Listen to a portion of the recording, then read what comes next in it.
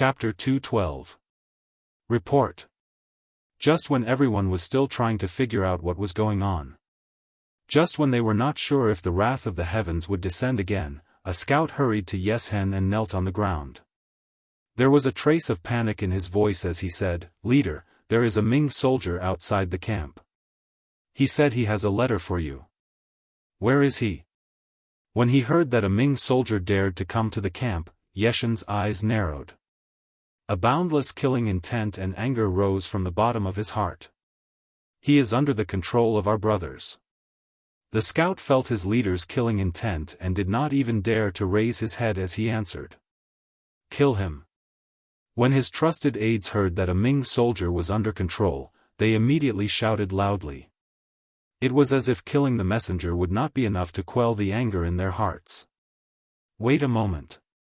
Yeshen waved his hand lightly. "Let's see what is written in the letter first." Since he dared to come and deliver a letter, he must be someone who dared to die. Even if someone like him was killed, it would not be of much benefit to Walla. It was better to see the other party's intentions first and understand his thoughts before speaking. Walla took the letter and opened it in his hand. Immediately, the vigorous and powerful Chinese characters appeared in his eyes. The letter was written by Yang Chendong himself, and the calligraphy he had been practicing for a while finally came in handy. Leader Yeshen Junjian, this lightning was inevitable because of marquee actions. It is because Walla made such a big fuss and went against the harmony of the heavens. However, the heavens are virtuous. Marquis cannot bear to continue causing suffering and is willing to turn weapons of war into gifts of jade and silk. If you are willing, you can leave the city for a while. On the other hand, if the lightning continues, I am afraid that Walla's army will cease to exist. What choice do you have? Please think thrice before you act.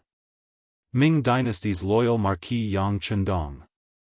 There were not many words, but the purpose of the letter was very clear. According to the letter, the fiery light that could easily kill people was caused by Yang Chendong's actions. If he wanted to prevent such things from happening again, it was very simple. He just needed to leave the city for a while and he would know the requirements. Yeshen didn't answer immediately. Instead, he passed the letter to his trusted aides.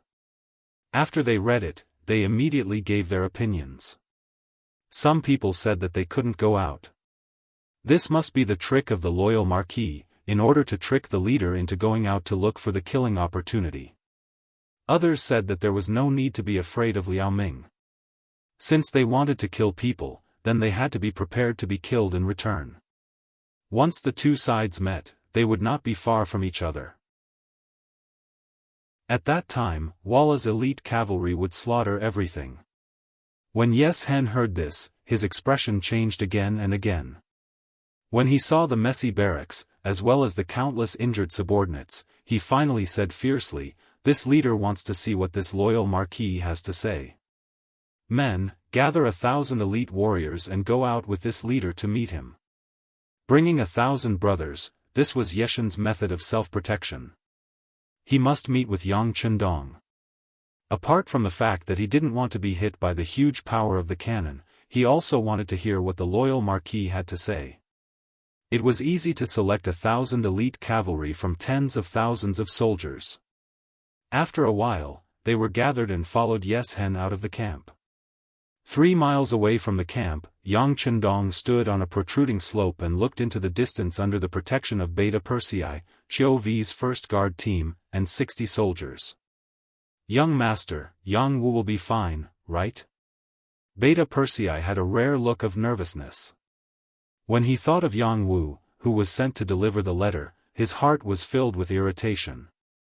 "Nothing will happen, you have to believe in this young master." Yang Chendong still had a confident look on his face. He believed that since Yeshen could stand out among the Walla generals, he was not a short-sighted person. When two armies fought, they would not kill the messenger, not to mention the threats in the letter.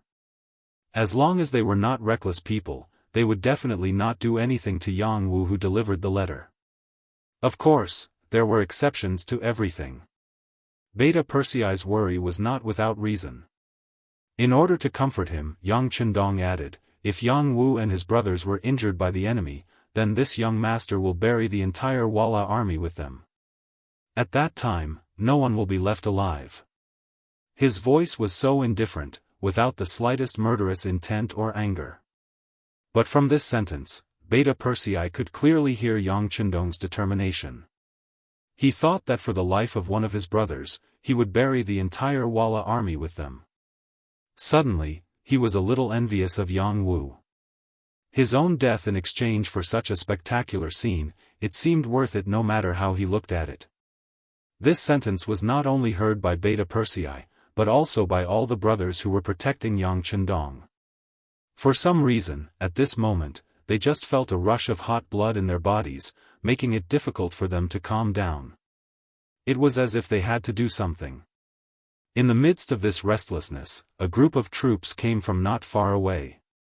It was not very clear in the night, but based on their instincts, everyone could feel that there should be a large number of people, at least 10 times more than them. Walla's troops had indeed appeared. At this moment, all the restlessness in the hearts of the Leng Feng's troops disappeared. This was the ability of a veteran of hundreds of battles.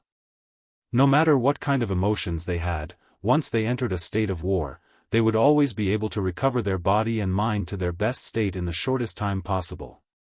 Young master, they're here, Yang Wu led the way, and after seeing Yang Chendong, he quickly rode over on his horse.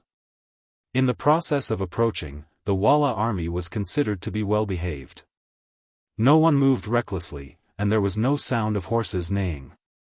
It was so quiet that it seemed like they were elites. Very good, thank you for your hard work, Yang Chendong chuckled, and then Beta Persei led a snow-white horse over from the side. Yang Chendong leaped lightly and landed on the horse. Then, he moved forward. Young master. Yang Chendong's actions caused the Leng Feng's troops behind him to shout in unison. In response, Yang Chendong reined in his horse and stopped. He turned to the crowd and revealed a bright smile, saying, I believe that with all of you here, this young master will definitely be fine, right? No one answered, but they all nodded in unison. Their uniform movements showed the attitude of these Leng Feng's troops.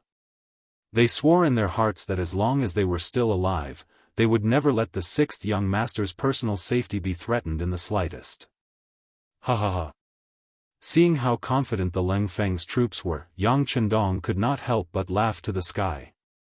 Then, he slowly rode forward on his horse and shouted loudly, the Great Ming's loyal marquis wishes to see leader Yeshen, do you dare to meet him? Why wouldn't I dare? A similar shout came from the other side of the night. Then, a strong horse leaped out of the troops and came forward. The distance between the two parties was less than 3 li. The place where they met was between the two parties. Then, the two stopped 10 steps away from each other. Yeshen leaped out on his horse with a grand aura. Of course, the reason he dared to do so was because he believed that this area was safe. However, he did not know that under the cover of night, the Ghost Shadow Sniper Squad had quickly approached and completely included him in the range of being killed at any time. Yang Chendong and Yeshen looked at each other. When he saw that the other party was looking at him seriously, he smiled and said, as expected of the leader of the Walla. Your boldness is admirable. You're too kind. The loyal marquis is indeed a rising star of the great Ming dynasty. You actually dare to meet me at such a close distance. It can be seen that you are also a bold person. Then, tell me, what is this so-called heavenly lightning all about? Also, don't try to fool me with some nonsense about ghosts and gods. I have lived for so long and I do not believe in such things. I only believe in one thing, and that is myself and my own strength. Yeshen wanted to gain the upper hand by a show of strength. He had killed his way out of a mountain of corpses and a sea of blood. Only then did he have his current achievements and position. He did not believe that a scholar of the great Ming dynasty who was less than 20 years old and only knew how to read books every day would have any knowledge. As long as he could successfully suppress the other party, it would be easy to get the truth. Once he knew the truth, whether to talk or kill would be completely up to him. To Yang Chendong, it sounded like a joke to him that he was the first to come up and threaten him. If he did not want to keep Yeshen to continue pressuring the great Ming dynasty and create enough space and time for his own development, he was afraid that there would not be this meeting at all. Instead, he would have directly dealt with Yeshen. He had his own plan, so he did not touch Yeshen. But now, this person had other ideas. It was ridiculous to think about it. Looking at Yeshen, who was still pretending to be angry, Yang Chendong shrugged indifferently. Marquis knows how to use divine techniques. If you don't believe me, then it's easy. I can make the thunder reappear in minutes. Do you want to try? She originally thought that she had seen through Yang Chendong's trick, but she didn't expect him to be so calm at this time. Her eyes couldn't help but become a lot colder. Don't try to test this chief's bottom line, or you will regret it. I will regret it, ha ha ha. As if he had heard the biggest joke in the world, Yang Chendong looked up to the sky and roared. Then, he suddenly stopped. Then, his right hand turned into a fist and gently pushed forward. This was a signal to Beta Persei behind him to fire. Beta Persei had been watching the sixth young master's every move. Seeing that he had made his move, he immediately used the radio station to call for Tiger's mane. Although he stretched out his hand, the thunder that should have appeared did not immediately appear. Yeshen was nervous at first, but his face soon relaxed. Ha ha ha, let's see. Reality will expose all your lies, boom. A loud noise came out and landed in the barracks behind Yeshen. The Walla tent that had just quieted down was once again filled with cries and shouts. Chapter 213. The smile on Yeshen's face froze in an instant.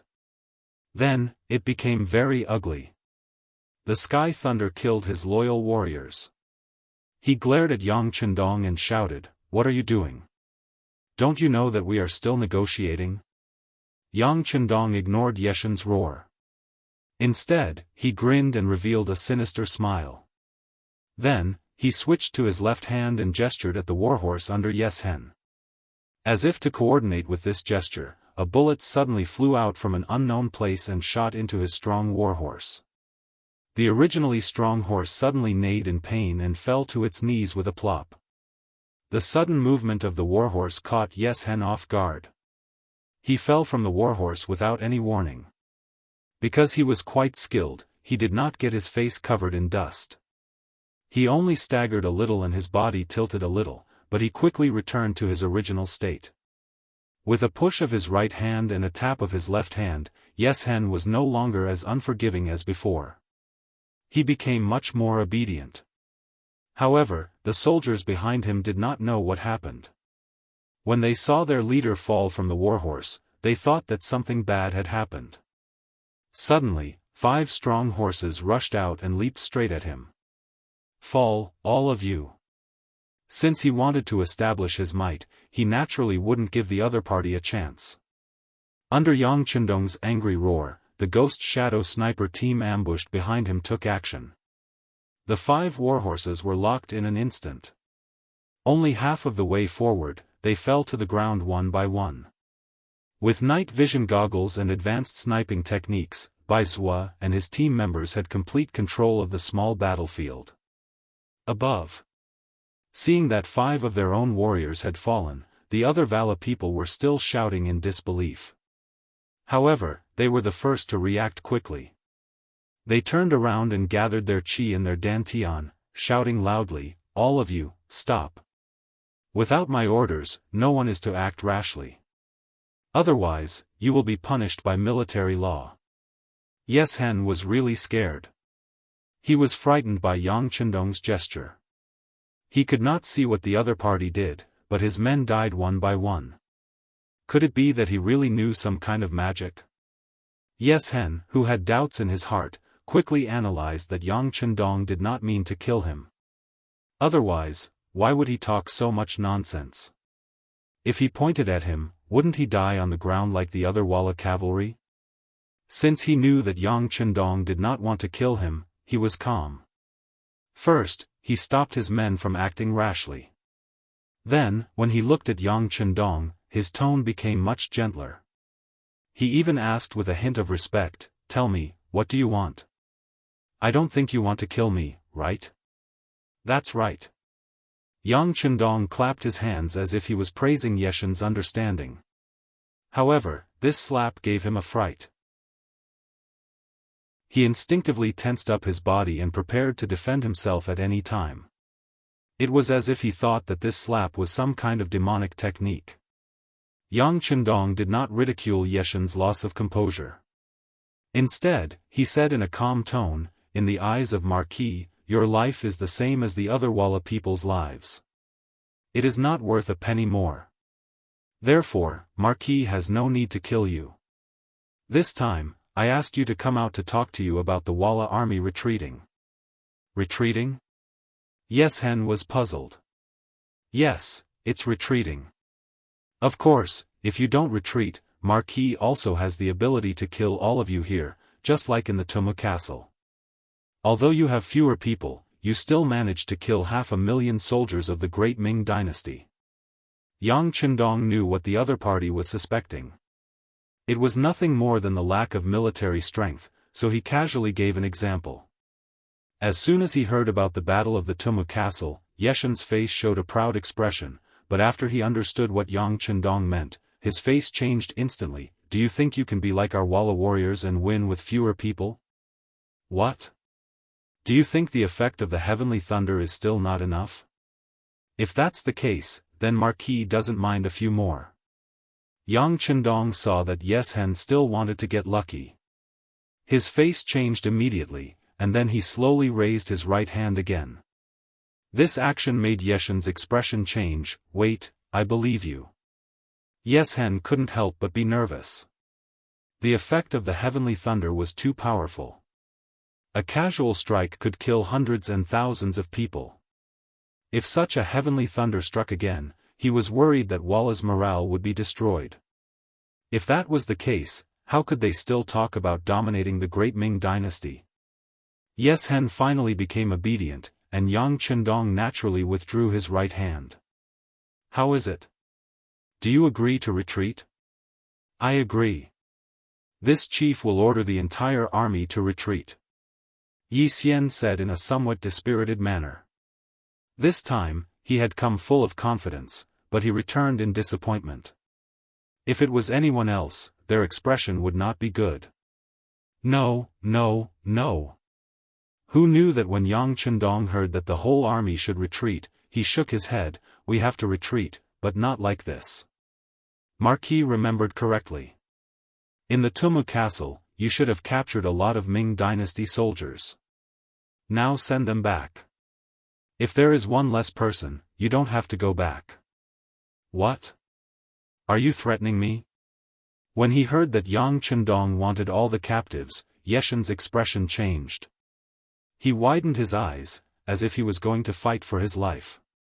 Yang Chendong, who had already controlled the situation, acted as if he didn't see Yeshen's so-called fierce face. "Marquis is threatening you." "What? Are you not convinced? If that's the case, Marquis doesn't mind using the heavenly thunder to destroy you. After that, Marquis will lead the army into Walla. When that time comes, not only will the Great Ming Dynasty's captives be taken back, even the women and children of Walla will become the Great Ming Dynasty's captives. Do you believe me?" Yang Chendong said without showing any weakness. These words were like thousands of needles piercing Yeshen's heart, making him unable to refute.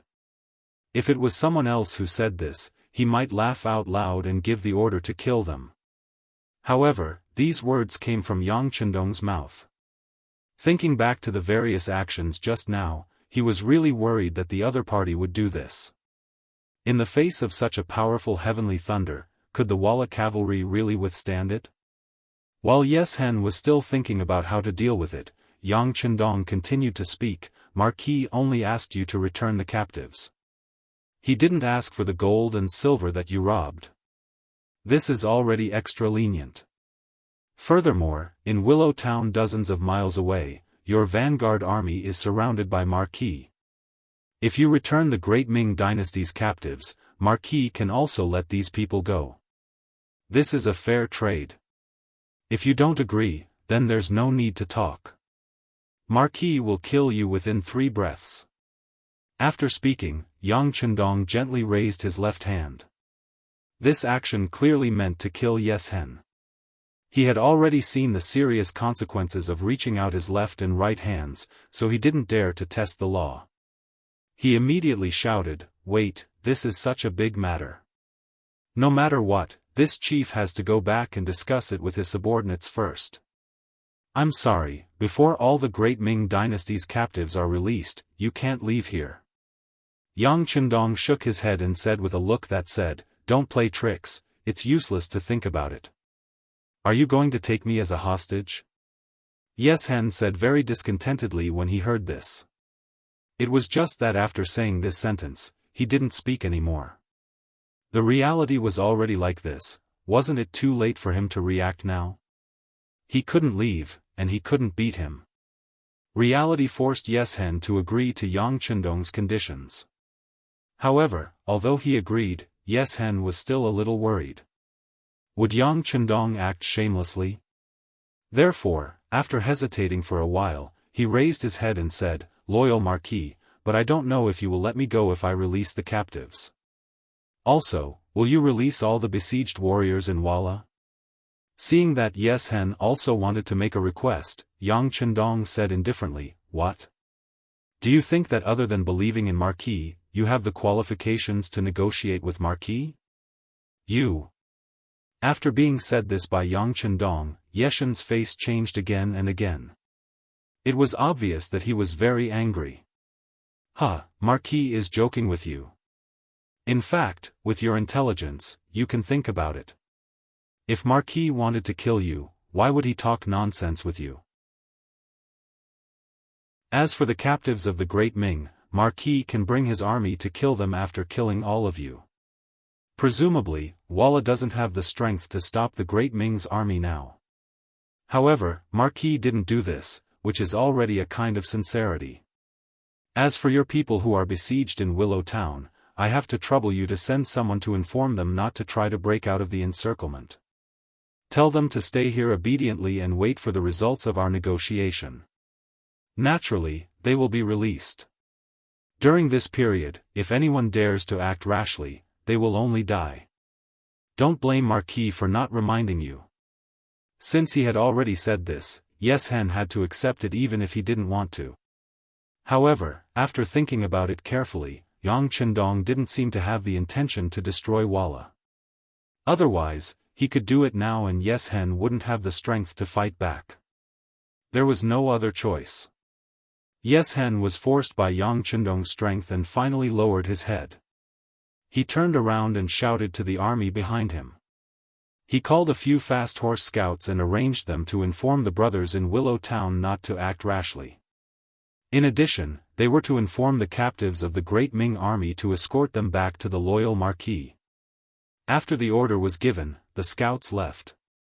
Yang Chendong smiled and waved his hand. The first guard captain, Chiu Vi, brought people to deliver wine and food to Yeshen. "Leader Walla, the night is long and there are too many things to do. Why don't we drink while waiting?" Yeshen looked at the wooden table in front of him, as well as the hot food and wine. He was even more surprised in his heart. The loyal Marquis of the Great Ming seemed to have calculated everything and knew that he would compromise. He even prepared wine and food. Well, there was nothing to say. Let's eat first. Chapter 214. Willow Town. After Borromeo met up with General Nai Gong, he tried to charge out a few more times, but they all ended in failure. After many warriors died, the morale of the army began to waver. When faced with the general's order to break out of the encirclement, not many people were willing to go along with it. Charging out despite knowing that they would die wasn't bravery, but recklessness. Everyone only had one life. Who was willing to die so carelessly? As they waited and broke out of the encirclement, the sky gradually began to brighten. It also welcomed the scouts sent out by Yes Hen. When the scouts arrived and said that their leader didn't want them to break out of the encirclement and to wait in Willow Town, the first to disagree was Borromeo. This time, he came with great ambition, but suffered heavy losses time and time again. This made him feel great shame. Seeing that the sky was already bright, the problem that restricted their vision was solved. It was time to charge out, but he was told to stay in place and wait for orders. How could he be willing to accept that? Did my big brother really say that? Does he know that we have already investigated that there are only a few thousand Ming soldiers surrounding us? With our 20,000 soldiers, we can definitely charge out. When that time comes, it will be our time of great victory. Borromeo said to the scouts with a face of unwillingness. Unfortunately, these scouts didn't have any status. They were only here to pass on a message. They couldn't give any reply to Borromeo's words. Seeing that the scouts didn't say anything, Borromeo straightforwardly shook his head. You said that my big brother is facing off against the loyal Marquis, right? That's good. Say, if you suddenly charge out of Willow Town and come behind the loyal Marquis, do you think you can eliminate him with a pincer attack? If that's the case, will there be anyone in the great Ming dynasty who dares to oppose the Walla? There shouldn't be anyone. The scouts seemed to have seen some hope as they replied. In reality, the scouts didn't really understand the order this time. However, since their leader had spoken, they had to carry it out. Seeing that the scouts he sent agreed with his suggestion, Borromeo couldn't help but be overjoyed. Good. Since the people sent by Big Brother have agreed, then we will do as this general says. As soon as Borromeo finished speaking, the vanguard general beside him immediately raised a different opinion. We can't do that. The scouts are only there to relay orders. They don't understand the situation on the battlefield at all, so we should listen to the leader. The scouts don't understand the situation on the battlefield, but we do. General Nigong, don't tell me that you've become discouraged and scared after being defeated a few times in one night. You're our Vala's general, you should be brave and fearless. Borromeo said with a mocking smile. After being refuted by Borromeo, the general's expression changed again and again. However, he was not good with words and didn't know what to say. In the end, he simply turned his head away and used his actions instead of his mouth to express himself. If you want to disobey, then go ahead. This general will listen to the leader's orders and stay in Willow Town obediently. There were less than 4,000 soldiers left in the original vanguard army, which did not affect the overall situation. Since it didn't make sense, Borromeo decided to just ignore it. He would just lead the army forward. At that time, he would kill the great Ming's loyal Marquis and the credit would be his alone. Perhaps it was because he couldn't wait any longer, or perhaps it was because he wanted to make a contribution, that child Borromeo ignored his elder brother's orders and began to gather his troops. Taking advantage of the darkness of the sky, he headed for the western end of Willow Town and made a counterattack. The sky was already bright. Commander Xiao Feng and Commander Wu Sheng, who were in charge of guarding here, could also clearly see some of the situation in Willow Town. With the help of binoculars, they could see even further than the enemy. The Walla soldiers in the town suddenly began to gather. This scene was clearly captured by the two of them and they quickly guessed the enemy's intentions and thoughts. Inform Sir Tiger's man to prepare artillery support at any time. They knew that the Walla cavalry in town outnumbered them by 10 times. For safety reasons, it was also the 6th young master's order to inform Tiger's man to prepare once they discovered something that couldn't be disobeyed. Xiao Feng and Wusheng didn't dare to be careless and quickly made preparations. In less than an hour, the west side of Willow Town suddenly became much more lively. Countless Walla cavalry charged out from here. Borromeo even took the initiative to lead the charge. He wanted to use his actions to inspire the other warriors to charge out of Willow Town and kill the great Ming's loyal Marquis. They're coming out, they're coming out. Everyone get ready. Inform Sir Tiger's man to prepare artillery support. After seeing countless enemies appear in front of their eyes, Xiao Feng and Wu Xing both gave military orders to their own cold front soldiers. At the same time, they used the radio communicator to inform Tiger's man that they could fire. After Tiger's man received Xiao Feng and Wu Xing's request for reinforcements, he immediately loaded another FGT 203mm towed cannon that hadn't fired yet. One of the two FGT 203mm towed cannons was aimed at Yeshen's camp, while the other was aimed at Willow Town. At this moment, Tiger's man received the news and used the second cannon to fire. Borromeo was leading tens of thousands of Walla cavalry to charge out of Willow Town. Under his leadership, the morale of the army increased by a lot. Adding on the fact that they had a large number of people, they seemed to have an unstoppable momentum when they charged out of town. However, this seemingly powerful momentum was met with a hail of bullets from Xiao Feng's 1st Company and Wu Xing's 4th Company. Over 100 cavalrymen fell to the ground. However, this momentum didn't seem to have any intention of fading. On the contrary, it became more and more intense. With the continuous charge, more and more Walla cavalry fell to the ground. It was to the point that the path forward was blocked by the corpses of the war horses and soldiers. But in the end, because there were too many cavalrymen, they still managed to charge out. Among the crowd, when Borromeo saw that they had made it out of the town, his face lit up with joy. Holding a saber in his hand, he shouted loudly, a bloodthirsty glint in his eyes. He wanted to charge forward and kill all the Ming soldiers who had heavily injured the Walla cavalrymen, letting them know what it meant to overestimate one's abilities. Seeing the Walla army charging out and getting closer and closer to them, the 3 commanders of the Ming army, Sun Tong, Yang Jie, and Mao Fushou, all had pale faces. Even though they still had 3,000 Ming soldiers under their command, they were all trembling in fear in the face of Walla's army. It looked like they would collapse at any moment. Boom! Just as the Ming army was in chaos and chaos was about to break out at any moment, just as Xiao Feng and Wu Xing were shooting with all their might with Ling Feng, the enemy was getting closer and closer due to their disadvantage in numbers. Just as it was extremely dangerous, a loud explosion suddenly sounded above their heads. Following that, a cannonball landed in the middle of Walla's army. The cannonball landed right where the Walla cavalry were most concentrated. With just one cannonball, at least 100 Walla cavalry soldiers were killed. As for the number of people who were injured, it was even more uncountable. Unfortunately, Borromeo was in the crowd. His originally ferocious face was directly swallowed by the cannonball. Not even his bones were left. Borromeo died, along with nearly 100 cavalrymen and even more injured people. This cannonball also stunned the advancing Walla cavalry.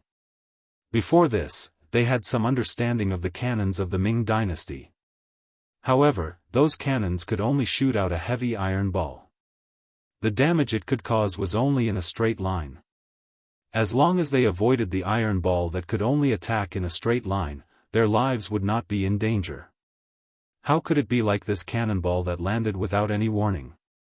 Moreover, when it landed, under the flames, its lethality was so great that it gave people the feeling that there was no way to avoid it. The people who were stunned by the cannonball reined in their horses and stopped. Borromeo had died in battle. Without their commander, they felt like they did not know where to go. It was at this time that the second cannonball arrived. It once again landed in the crowd, causing the deaths of hundreds of cavalrymen and the injuries of hundreds of cavalrymen. Retreat. Seeing the soldiers around them being killed by the cannonballs and muskets, the morale that had just been built up instantly collapsed. The smart soldiers knew that if they retreated back to the town, they would not face such danger. In an instant, many of them retreated. This was like a plague that quickly spread. Other than the Walla cavalry at the front who could not turn back and became Leng Feng's target, the rest of the Walla cavalry retreated back to the town. The battle finally ended with the death of nearly 2,000 people. The ground was littered with corpses and the smell of blood. It seemed like this battle was originally a child's play. The army retreated back to the town and Nai Gong took over the command. When he ordered everyone not to leave without orders, he also sent out scouts to inform leader Yeshen of what had happened. The scouts rushed out of the town and rushed in front of Leng Feng and the Ming soldiers with a terrified expression. Their faces were filled with fear, as if they were afraid that they would be killed by these murderous gods. If not for Yang Chendong's orders to allow the scouts to move back and forth, no one would be able to leave this place alive. The scouts rushed all the way and finally met with leader Yeshen. They recounted in detail what had happened in Willow Town. When they mentioned that the child General Borromeo had been killed by the heavenly lightning, they did not even dare to raise their heads. Hearing that another brother had died on the battlefield, Yeshen's expression was naturally very ugly. However, he could not ask Yang Chendong for an explanation. It was his brother who did not listen to orders and took the initiative to fight. Now that he had died, who else could he blame? Forget it. Quickly inform the troops behind to bring all the captives of the Ming army here. Remember, all of them. Do not leave a single one alive. Whoever dares to leave behind the captives of the Ming army, I will leave behind his head. Yeshen, who was really scared by Yang Chendong, did not dare to play any tricks. He issued a strict order to his troops.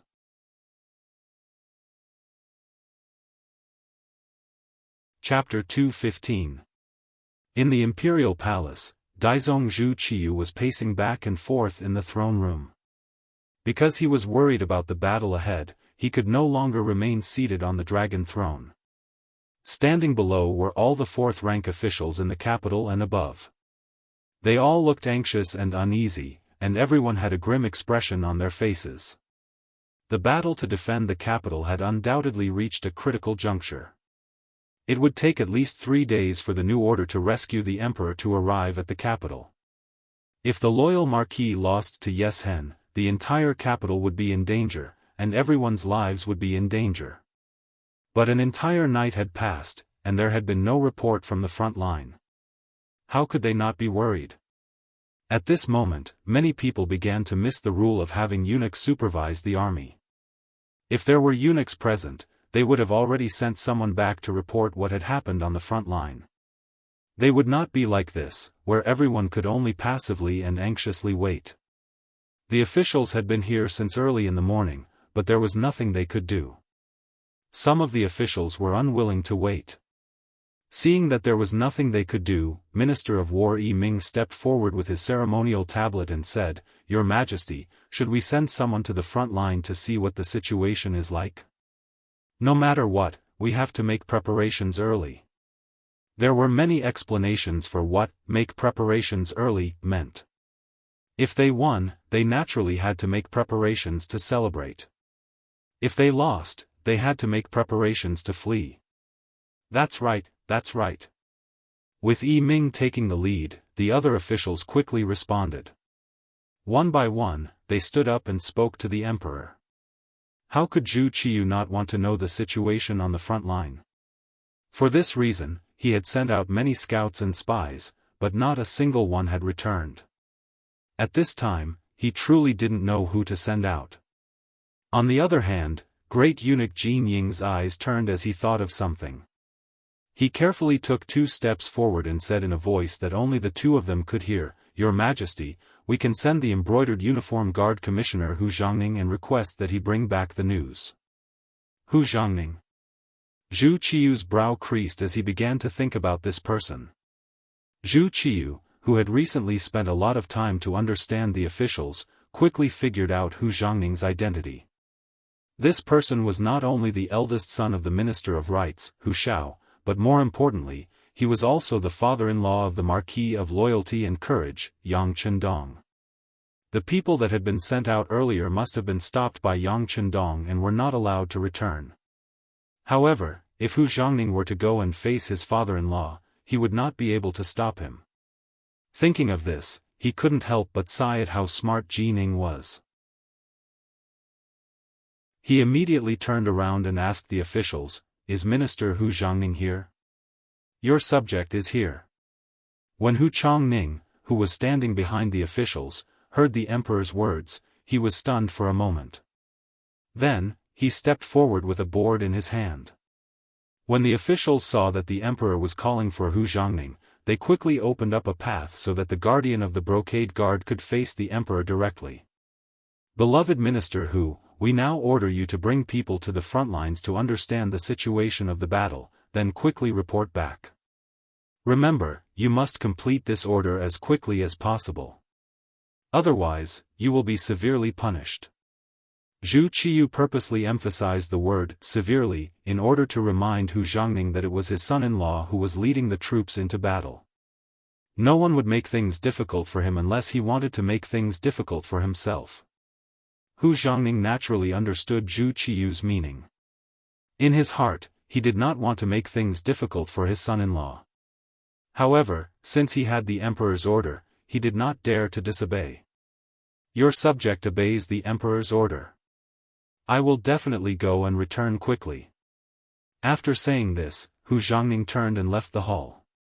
Seeing Hu Zhongning's figure disappear, Zhu Qiyu finally let out a long sigh of relief. Presumably, before long, there would be a report from the front lines. Hopefully, it would be good news. After Hu Zhongning left the palace, he brought along Lieutenant Gao and 2 other Hu family servants and headed straight for the northern side of the capital.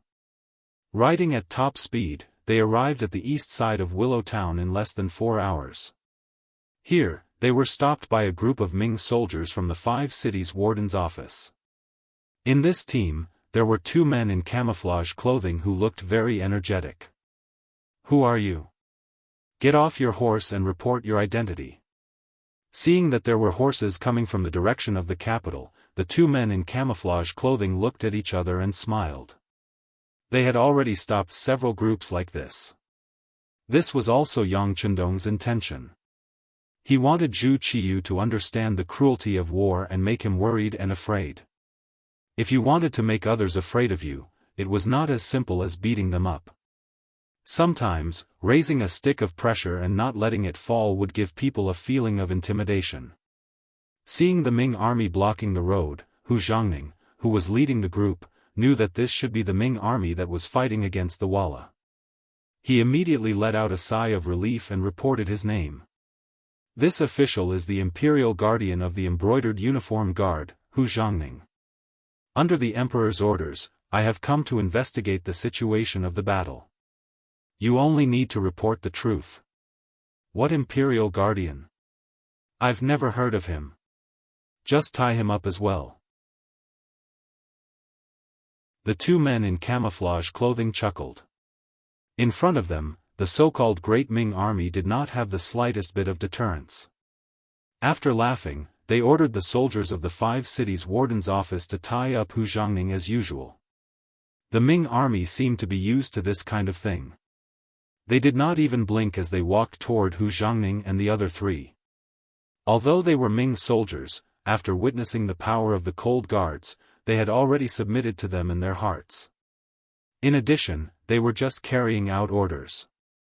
If something happened, they did not have to take any responsibility. There was no need for them to be courteous. They just held the ropes and strode forward. Wait, what are you doing? Do you know who we are? Seeing that the Ming army was about to tie up Hu Zhongning, Lieutenant Gao Sheng, who was following by the side, shouted. At the same time, he pulled out the embroidered spring saber at his waist. When they saw Gao Sheng pull out the steel saber, a glint of excitement flashed across the eyes of the 2 Cold Guards. They were afraid that the people who came would not resist. If that happened, they would not be able to use their skills. Now, someone actually wanted to play tricks. This was exactly what they wanted. The 2 Cold Guards held 2 pitch-black and Cold 95 styles in their hands. One of them had already aimed his gun at the steel saber in Gao Sheng's hand. He was confident that he could break the saber with one shot. This way, the other party would not be able to resist. Stop! Hu Zhongning had long heard of the power of the advanced firearms in the mercenaries' hands.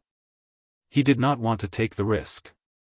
He immediately shouted at Gao Sheng to stop him from acting rashly. At the same time, he looked at the two cold guards and said, "Where is Yang Chendong? I am his father-in-law." When they heard someone call out the sixth young master's name, the two cold guards revealed a cold glint in their eyes. It was as if they were about to attack at any time. However, when they heard the next sentence, they were stunned. This person was actually the father-in-law of the sixth young master. If they really offended him, wouldn't they be severely punished later? At that moment, the two of them put down the 95 styles in their hands. One of them was still skeptical as he asked, "Are you really Marquis Yang's father-in-law?" Noticing the change in attitude of the two mercenaries, Hu Zhangning let out a long sigh and said proudly, "I'm the real deal. How about this? Call Yang Chendong over and we'll know if it's real or not." "This, please wait for a moment. We'll call the company commander over." The two cold guards did not dare to act rashly. However, they would not completely believe the other party's words either. They decided to call the company commander, Teng Shan, over and let him determine if it was real or not. Hu Zhangning and the other three did not move. They were surrounded by more than 10 Ming Dynasty soldiers. One of the cold guards stayed behind and stared at the four of them cautiously. From the looks of it, he seemed to be ready to attack at any time. Not long after, Teng Shan, who was also wearing a camouflage uniform but had the insignia of a major, hurried over. Tao Jin, the commander, came with him. As for Commander Gao Li, he stayed behind and was in charge of watching the Walla cavalry in Willow Town to prevent them from making any strange movements. Teng Shan did not know Hu Zhangning. However, he knew that the sixth young master had married Hu Yen as his first wife. This time, he brought Tao Jin over so that he could identify the people. Tao Jin was one of the commanders of the 5 cities' warden's office. Naturally, he was familiar with all the noble families in the capital. From afar, when he saw that the person who came was indeed Hu Zhangning, he hurriedly cupped his fist and said politely, "So it's Lord Hu. Please forgive me for not coming out to meet you." Since Tao Jin had said so, how could it be fake? Teng Shan immediately saluted politely and said, "This subordinate is the commander of the 3rd Company of Mercenaries. Greetings, Lord Hu. This company commander is too polite." Since the other party's attitude was so respectful, Hu Zhangning naturally greeted him with a smile. Then, he asked, "Oh right, why don't I see the loyal Marquis? May I know where he is now?" "Lord Hu, young Marquis is not here. He is meeting with the Walla's leader, Yes Hen, at the front line. I don't know what business you have, but if you must meet with young Marquis, I will have to report it." Teng Shan said politely. He could ignore other people, but in front of Hu Zhangning, he could not put on any airs. Hearing that Yang Chendong was meeting with Yes Hen, Hu Zhangning was shocked and asked, "Meeting? Is there any danger?" "There shouldn't be any danger for now, but I don't know the specific situation." Teng Shan shook his head. It was true that Hu Zhangning was the father-in-law of the 6th young master, but he was not a member of the Yang family, so there was no need for him to explain. He did not know the specific situation of Yang Chendong, but when he thought of the strength of the mercenaries and Yang Chendong's ability to plan ahead, Hu Zhangning was not too worried. "I see, but how is the situation now?" "The emperor is waiting for my reply." "This. I don't know the specific situation. But what I can tell Lord Hu is that the Walla's army has been blocked by us outside Willow Town. They will not threaten the safety of the capital." Teng Shan hesitated for a moment and gave a rough explanation. As for the specific situation, without the authorization of the 6th young master, he would not reveal it.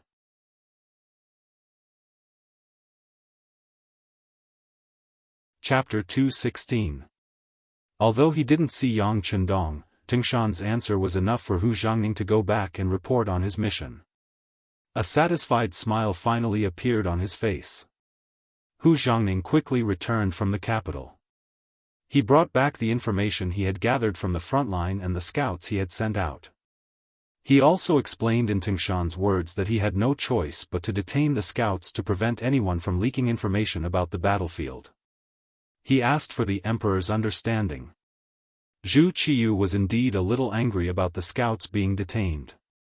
But when he thought about how he still had to rely on Yang Qindong for the frontline, how could he take such a small matter to heart?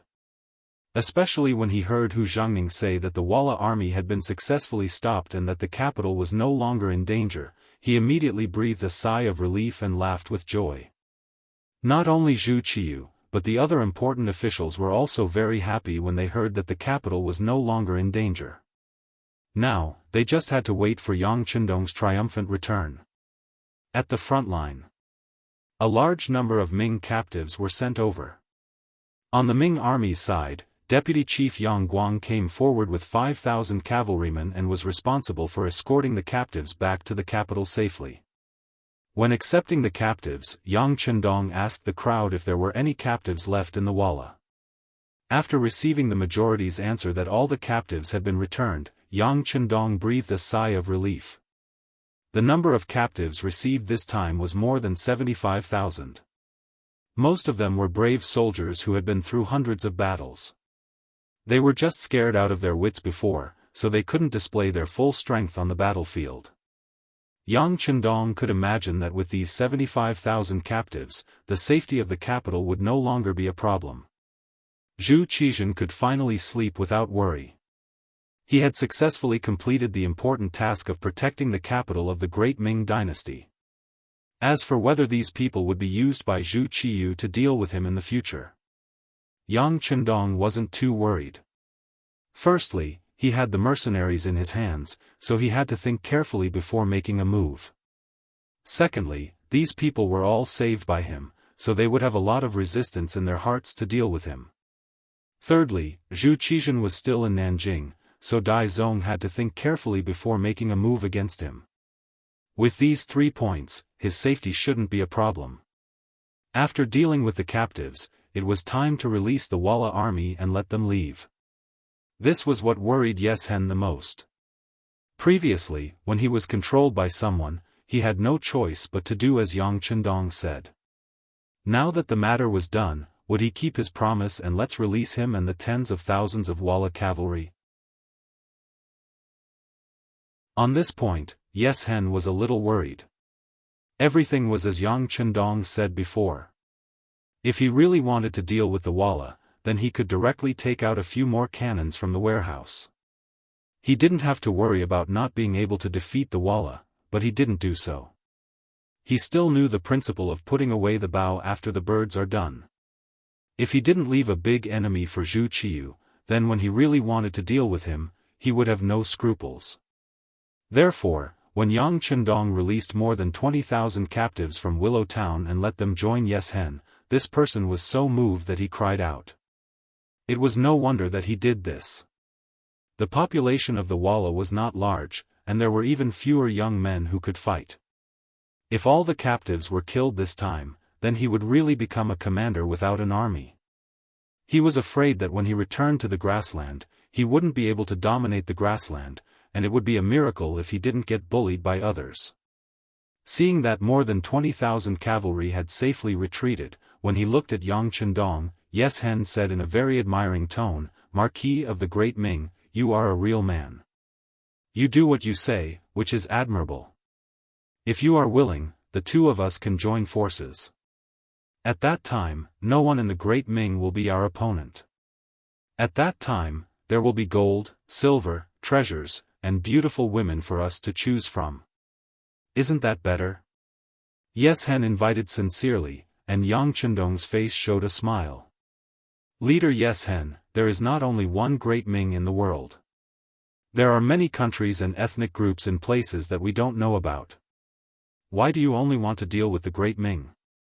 Yang Qindong's answer made Yes Hen stunned. He didn't expect such an answer.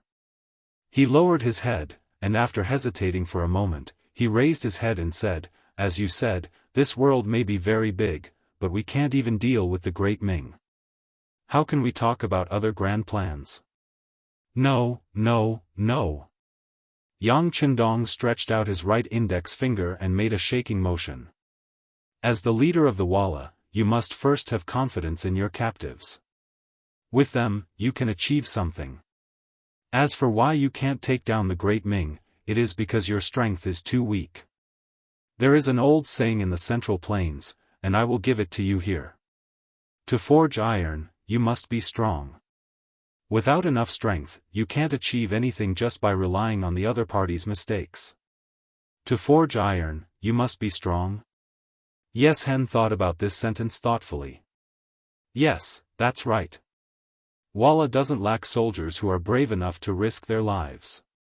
Your living environment and conditions made your men very brave at a very young age. On the battlefield, they can gallop everywhere. But do you know why they still failed? Yang Qindong nodded and guided Yes Hen. Why did they fail? This question was also what Yes Hen wanted to ask. Because your own ability to produce blood is insufficient. If you rely on robbing, this kind of ethnic group is destined to not go far. Yang Qindong chuckled and continued, you lack all kinds of resources. You are complacent when you get something, and your ambition is satisfied. Since you are satisfied, you are not far away from the days when you lose. This is why although the Walla army is brave and can do some earth-shattering things from time to time, it can't escape the fate of being destroyed and replaced by others. In the end, it is because you can't win the hearts of the people. The reason you can't win the hearts of the people is because the people are not rich. They follow you, but in the end, they can't even fill their stomachs. Who would really risk their lives? On the other hand, if the country is rich and the people are strong, it means that someone wants to deal with you. In order to ensure the fruits of their victory, they have no choice but to take out their weapons and fight with their lives. One is spontaneous, the other is forced. Tell me, which one is more effective? Rich and the people are strong? Yes Hen was shocked by Yang Qindong's words. It was not that he didn't think about some things here, but he didn't know how to do it. Now that Yang Qindong brought up this problem, he should have a solution. Yes Hen said excitedly. The Ming Dynasty's loyal marquis, but I don't know if there is a way to solve this problem. Of course there is. That is to develop commerce. The grassland is only rich in livestock. The natural environment makes you have a great demand for many other things. If they could start a business, then not only could they be self-sufficient, they could also sell their surplus to other places and earn a profit from the difference in price. They could also trade with people from other regions for things they needed. In short, they could earn more money, and gradually, Tile would become stronger. Once you have money, you will be able to do a lot of things. At that time, it will be much easier for you to expand again. Whether it is money or cavalry, you will be in an invincible position. When Yang Qindong said this, he seemed to have seen some kind of result. His face was full of excitement. At that time, the Tatars will not be a stumbling block for your expansion. On the contrary, they will become your base, the base of talent reserves. When you need soldiers, you can use a lot of gold and silver to make them work for you. In the north of your country, there is a country called Tsarist Russia. I think you should more or less know about it. That country is vast and rich in resources. Its area is much larger than the Ming Dynasty, but its population is very small. That is the place you need to conquer. Remember Genghis Khan? Don't you want to be like your ancestors? A majestic strategic map was placed in front of Yes Hen. After Yang Qindong said this, his heart was suddenly moved. It was like a person in the dark who saw the light, a person in a desperate situation who saw hope. It made Yes Hen feel like he was reborn. Can we really do this? When he returned to reality, Yes Hen said with some uncertainty. Why can't we do it? The reason why the Ming Dynasty has such a vast land and the prosperity of the people is the result of trade. If this is the case, why can't the Walla do it? Yang Qindong did not answer directly. Instead, he asked Yes Hen a question in a rhetorical way. Yes Hen could not answer this question, but he could continue to ask questions. So, does the loyal Marquis want the Walla and the Ming dynasty to stop attacking each other and resume trade? No. Yang Chendong shook his head. It is to establish trade with Marquis. This time, I'll be the one providing you with the goods. It won't be as simple as before, where I'll set up a horse farm to exchange for the goods you need with the Central Plains people. Instead, you will use silver to buy the goods I provide at a low price. Finally, through your hands, you will sell them at a high price. At that time, you will find that doing this will allow you to earn more silver. Then, you will be able to buy more things and do more things. In the end, Yang Chendong revealed his purpose. At the end of the day, Yang Chendong wanted to sell his goods and earn more silver to develop himself. At the same time, he wanted to increase his reputation.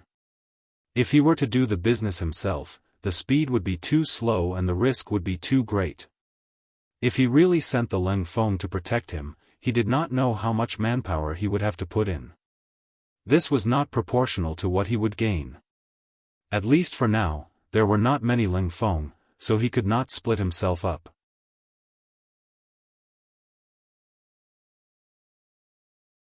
Chapter 217.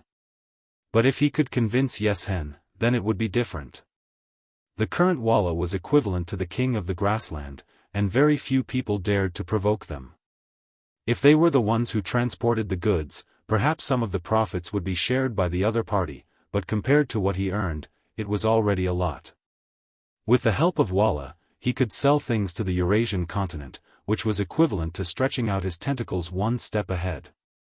This would play a very positive role in conquering, ruling, and occupying that place in the future. This was Yang Chendong's real goal. Yes Hen was indeed smart and cunning. But when facing Yang Chendong, these characteristics of his were useless. They were not on the same level at all. Whether it was thinking, knowledge, or martial strength, they were all on a completely different level. How could he be Yang Chendong's opponent? At this time, Yes Hen not only did not know Yang Chendong's ultimate goal, but he was also attracted by the other party's idea of strengthening himself through trade. He was not short of money. This time, after defeating Ying Zong, he seized a lot of gold and silver, which completely had the foundation to trade with Yang Chendong. Now what he had to consider was whether the bold and loyal Marquis words could be trusted, and why did the other party take the initiative to help him? Did he want to see the emergence of a powerful neighbor? If he couldn't figure this out, Walla didn't dare to make any decisions. Why are you helping me? Yes Hen finally asked, which meant that he was seriously considering his own opinion. Yang Chendong was happy in his heart, but he didn't show the slightest expression on his face. On the contrary, he showed a seemingly very heavy expression and said, "Marquis is from the great Ming dynasty, and my relatives and friends are here. Marquis really doesn't want to see them get hurt. As long as Walla doesn't invade, a lot of people can live. So Marquis wants to find a way out for you, a way out that doesn't invade the great Ming dynasty and can develop yourself." Yes Hen couldn't help but nod his head when he heard such a high-sounding reason. Obviously, as a Walla, he did not want his people to be invaded by other countries. Of course, Marquis likes silver very much. With money, he could do more of the things he liked. Since trading with Walla can guarantee Marquis's interests, why not? Yang Chendong offered another reason while Yes Hen was still deep in thought. Compared to the first reason, the second reason was much more practical. It also made Yang Chendong look more like an ordinary person. Ha ha ha. Hearing that, he burst into laughter. Obviously, this second reason was more persuasive and moved him. Because of this, he chose to believe in Yang Chendong. His loud laughter set the tone for the trade between the two sides. Then, they each put forward some requirements and conditions. For example, Yeshen's requirement was that the things Yang Chendong provided must be easy to sell and practical. If it was flashy, they had the right to refuse. Also, They could choose not to attack the Great Ming Dynasty, but if the Great Ming Dynasty took the initiative to find trouble with them, then they could not blame him for fighting back. Yang Chendong naturally agreed to Yeshen's requirements. But at the same time, he also put forward his own requirements. For example, after the goods arrived, they had to pay immediately. They were not allowed to owe anything. This was the basic integrity of a businessman. Also, he did not allow anyone from Walla to have any ideas about his goods and caravan. Not only that, they also had the responsibility and obligation to ensure the safety of the caravan. If the goods were intercepted and the Walla could not give an explanation, then he would use the heavenly thunder again. At that time, it would not be as simple as exchanging captives. It could be imagined that under the irresistible heavenly thunder, it was unknown whether the Walla could survive. Each side put forward their own requirements, and in the end, the Economic Association came to a consensus. With this matter settled, Yeshen excitedly left. Yang Chendong also turned and returned to the capital of the Great Ming Dynasty. More than 70,000 Great Ming captives had been rescued. This would allow many broken families to be reunited. And all of this was because of Yang Chendong. On the way back, news of this matter would spread, causing these people to thank the loyalty marquis from the bottom of their hearts. This great hero who had saved them from fire and water, their great benefactor. The capital of the Great Ming Dynasty. The 12 city gates were opened, and the news spread to the capital. When the common people learned that more than 70,000 of their loved ones had been rescued, the streets were packed with people. They wanted to see if the rumors were true. And they also wanted to find their loved ones in the crowd. The first to enter the city were the soldiers of the 5 cities' warden's office. A total of 5,000 people, all of them holding their heads high and puffing out their chests, appeared to be in high spirits. In the past, they had played the role of maintaining law and order in the city. Most of the time, they were the thugs of some privileged classes and nobles, helping them bully the common people. It could be said that they were hated by the common people. But this time, it was completely different. He was returning to the city as a hero. Naturally, the welcome he received was extremely sincere and warm. When they saw the people on both sides of the road sincerely welcoming them, the soldiers of the 5 cities' warden's office were also moved. They suddenly realized that being a good person was far better than being a thug for evil people. After the soldiers of the 5 cities' warden's office entered the city, Yang Guang's 5,000 cavalry followed. In this battle, they did not fight a single battle with the Walla cavalry. They only used a single blade to obtain a complete victory. While obtaining military merits, each of them, like the officials of the 5 cities' warden's office, received some silver from the loyalty marquis. Ordinary soldiers received at least 10 taels of silver. The higher the official rank, the more they received. This kind of good job of obtaining both silver and merit made the 5,000 cavalry sincerely grateful to Yang Chendong. If not for the loyalty marquis, it was likely that they would not have been able to defend the capital and survive this time. After the 5,000 elite cavalry, it was the 75,000 Ming soldiers that entered the city. As soon as these people appeared, they were shocked. The scene became a little chaotic. There were too many people who saw their family members. Some saw their sons, some saw their husbands, and some saw their fathers. Immediately, there were waves of crying and shouting. Today was a day worth remembering for the capital. It was a day of triumphant return after winning the battle. It was also a day of joy and joy. Moreover, it was a day filled with cries of joy mixed with cries of joy. On the gate tower of the imperial city, Daizong Zhu Qiyu was standing there with the civil and military officials, watching the performance of the people in the city, watching the victorious army return to camp. There was a relaxed smile on everyone's face. Especially Daizong Zhu Qiyu. Ever since he ascended the throne, Walla was like a sharp sword hanging over his head, as if it would fall and stab him at any time. Because of this, he could not sleep at night and could not eat. It was as if he was afraid that one day he would be defeated like his brother, Daizong Zhu Qizhen. Now, Walla had retreated, and it was a very happy retreat. The battle report from the front said that they were retreating quickly. It was clear that they wanted to retreat to Walla's territory and did not want to be entangled with the great Ming Empire anymore. Being able to retreat was already very difficult, let alone being able to retreat so cleanly. This was extremely rare. This also showed how powerful Yang Chendong was.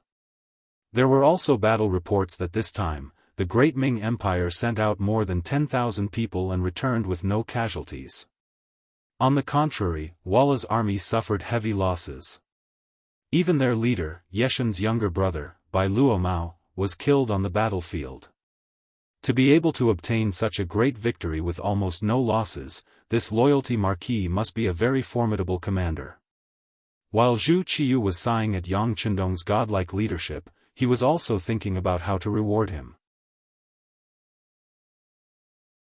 He won the battle, solved the threat in the capital, saved more than 70,000 captives, and brought peace to the great Ming Empire. If he did not reward him for all these things, it was obviously impossible. The officials would not agree, the army would not agree, and the people would not agree. But what should he reward him for? After all, Yang Chendong was not even 20 years old, but he was already the loyal marquis of the great Ming Empire. This had not happened even when the great Ming Empire was founded. If he was rewarded, his official position would be too high. Would his achievements be greater than that of the town lord? Zhu Qiyu's throne could not be said to be completely stable. He could not be looking for a powerful imaginary enemy for himself, right? Your Majesty, the Minister of War, Yi Ming, the Minister of Revenue, Jin Lian, and the Minister of Works, Shi Pu, have memorials. Just as Zhu Qiyu was thinking about Yang Chendong, head eunuch Jin Ing placed a memorial in front of him. What is this? Zhu Qiyu asked casually. He reached out to take the memorial and opened it. As soon as he read it, his eyes lit up and he nodded repeatedly. It was really like a pillow being sent to him when he was sleepy. This was a memorial that the officials had recommended to reward the loyal marquis.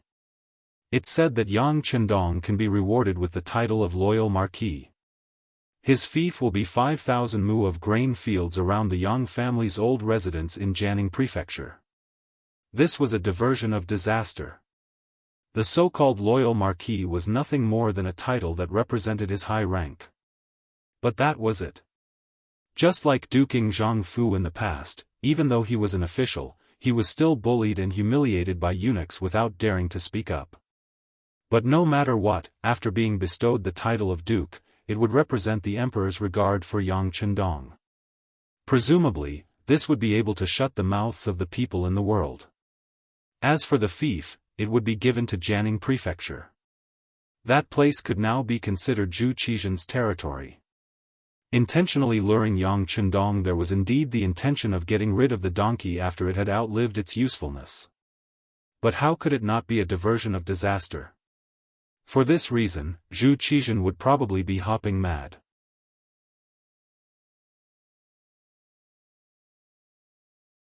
Chapter 218. It could be said that this memorial was very much in line with Zhu Qiyu's thoughts. He immediately approved the memorial. Using the red pen that Jin Ing had prepared, he approved it and the matter was settled. It was worth mentioning that Zhu Qiyu had originally wanted to announce the edict in front of all the officials. However, Yang Chendong did not appear after winning the battle. Perhaps he wanted to keep a low profile. However, no one knew that he did not want to see Zhu Qiyu. Otherwise, he would have to kneel and kowtow. With his current strength, there was no need for him to be so humble. Yang Chendong did not come to see the emperor. The imperial edict had to be announced by someone else. It just so happened that Jin Ing had some matters to discuss with him. She accepted the task and brought a group of embroidered uniform guards and young eunuchs to Yang Manor. The battle was over. Yang Chendong's goal had been achieved. Because of this, they were fortunate enough to follow the sixth young master to Yang Manor. By the time Jining arrived, everyone was having a meal. When Yang Si, who was in charge of guarding, saw that it was Jining and the others, he quickly reported the situation to Yang Chendong. "They're here so quickly." Yang Chendong, who was drinking wine and eating meat with Leng Feng and the others, chuckled. He casually waved his hand and said, "Then why don't we invite them here to announce the edict?" "Here?" A trace of worry flashed through Yang Si's eyes. Like a shadow, Tiger Themain, who followed beside Yang Chendong, knew what Yang Si was worried about. It was none other than Leng Feng. If they saw that their sixth young master had to kneel to someone else, it was inevitable that they would not be able to accept it and cause trouble. In fact, how could he not have such worries? However, since this was the sixth young master's intention, there was no room for doubt. He immediately glared at Yang Si and said, "If the young master tells you to go, then go. Why are you being so long-winded?" "Yes." Yang Si saw that Tiger's mane was angry. It was said that they were usually under this person's management. After a trace of panic appeared on his face, he agreed and left. Yang Chendong patted Tiger's man's shoulder and gave him a look of approval and relief. Then, he continued to drink with Leng Feng, Xiao Feng, Ting Shan, Wu Sheng, and the other company commanders as if he hadn't heard anything. Not long after, Jining arrived. Along with him were 4 eunuchs and 8 masters of the embroidered uniform guards. Usually, when a eunuch went to an official's house to deliver an edict, as the recipient of the edict, they had to prepare an incense table in advance in order to show their seriousness. Some even had to burn incense and bathe in the ceremony. But today, there was nothing prepared. Yang Chendong was still wearing his casual and elegant green robes. He didn't wear his official robes, and the incense table wasn't set up. When Jining saw this, she couldn't help but frown. But it was only a slight frown, and she quickly relaxed. It wasn't for any other reason than the fact that the Yang family square was filled with mercenary soldiers in camouflage uniforms. Although there were only 400 of them, their combat power was unimaginable. Even defeating Walla had been done with the help of their powerful strength. Against such people, Jining had no chance of winning at all. It wasn't just him. Even the 8 masters of the embroidered uniform guards that he'd brought with him were on full alert. It wasn't that they were dissatisfied with Yang Chendong's lack of preparation before receiving the edict, but they were worried that these mercenaries would suddenly go on a rampage and hurt them. "Oh, it's Eunuch Jin. Come, have a drink with Marquis and the other meritorious officials." As soon as Jining appeared, Yang Chendong secretly observed her reaction. He found that she was indeed a little displeased, but she quickly suppressed her displeasure. Yang Chendong smiled inwardly. He wanted to use this method to remind him that he wasn't an ordinary marquis. There were some rules that couldn't be applied to him. If something went wrong and he went on a rampage, everyone's face would be ruined. Yang Chendong greeted Jining as if he were drunk. Jining couldn't help but look a little embarrassed. He wanted to scold Yang Chendong for not following the rules, but he didn't dare do so in front of all the mercenaries. He could only comfort himself. They had just won a great battle, so it was only right that they celebrate together. There was no need to argue with someone who was drunk. "Loyal Marquis, the Emperor has an edict for you. Please kneel and receive it," Jining said with a fake smile. He didn't directly respond to Yang Chendong's invitation to drink. Subconsciously, he seemed to be saying, "We aren't on the same side, so there's no need for us to drink together." "Oh. There's another imperial decree, but His Majesty is going to reward this marquis again." Ha ha ha. Since he was drunk, it was not a problem for him to act a little wild. He immediately laughed and stood up. Perhaps it was because he had drunk too much, but when he stood up, he almost lost his balance. If not for Hu Mang, who was standing at the side, who was prepared and supported him, he would have fallen to the ground in an embarrassing manner. "I, Yang Chendong, accept the edict." Yang Chendong shrugged his shoulders and shook off Hu Mang's arm that was on his body. With a plop, he fell to the ground, giving people the feeling that he was prostrating himself on the ground. Because of Jin Ying's appearance, all the mercenaries in the courtyard had stopped drinking and eating. The atmosphere had become much colder. But now, Yang Chendong had suddenly fallen to the ground and knelt to receive the edict. All the mercenaries stared coldly at Jin Ying and the other mercenaries. 10,000 swords piercing the heart was nothing more than this. At this moment, Jin Ying felt cold all over. It was as if he was walking in the snow without wearing anything. No. It was colder than that. It was a coldness that seeped into his bones. Jin Ying couldn't imagine why these mercenaries gave him such a terrifying feeling. Even as he panicked, he opened the Golden Dragon Edict with trembling hands. He read out the edict of acting patriarch Zhu Qizhen rewarding Yang Chendong with the title of Duke of Loyalty. This was a rare moment when he was absent-minded while reading an edict. But at this moment, Jin Ying was really afraid. When he read the edict, he stuttered. He finally finished reading the edict. But when he looked at Yang Chendong, his lips were slanted and he was snoring softly. It seemed that he had fallen asleep. Jin Ying didn't dare to be angry. Instead, he leaned forward with a gentle expression and said softly, "Duke of Loyalty, wake up. Wake up. Ah. I've finished reading the edict." "Thank you, Your Majesty." Yang Chendong seemed to have been startled awake. He opened his eyes and spoke. Then, he rubbed his eyes and said to Jin Ying, "You've worked hard, eunuch Jin. How about this? Please enter the hall and rest for a while. After Marquis has bathed, we can sit down together." Jin Ying had come here to have a good chat with Yang Chendong.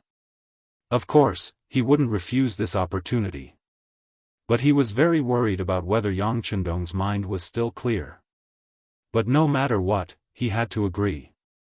He noticed from the corner of his eye that the 400 mercenaries had already stood up and were looking at him with hostility.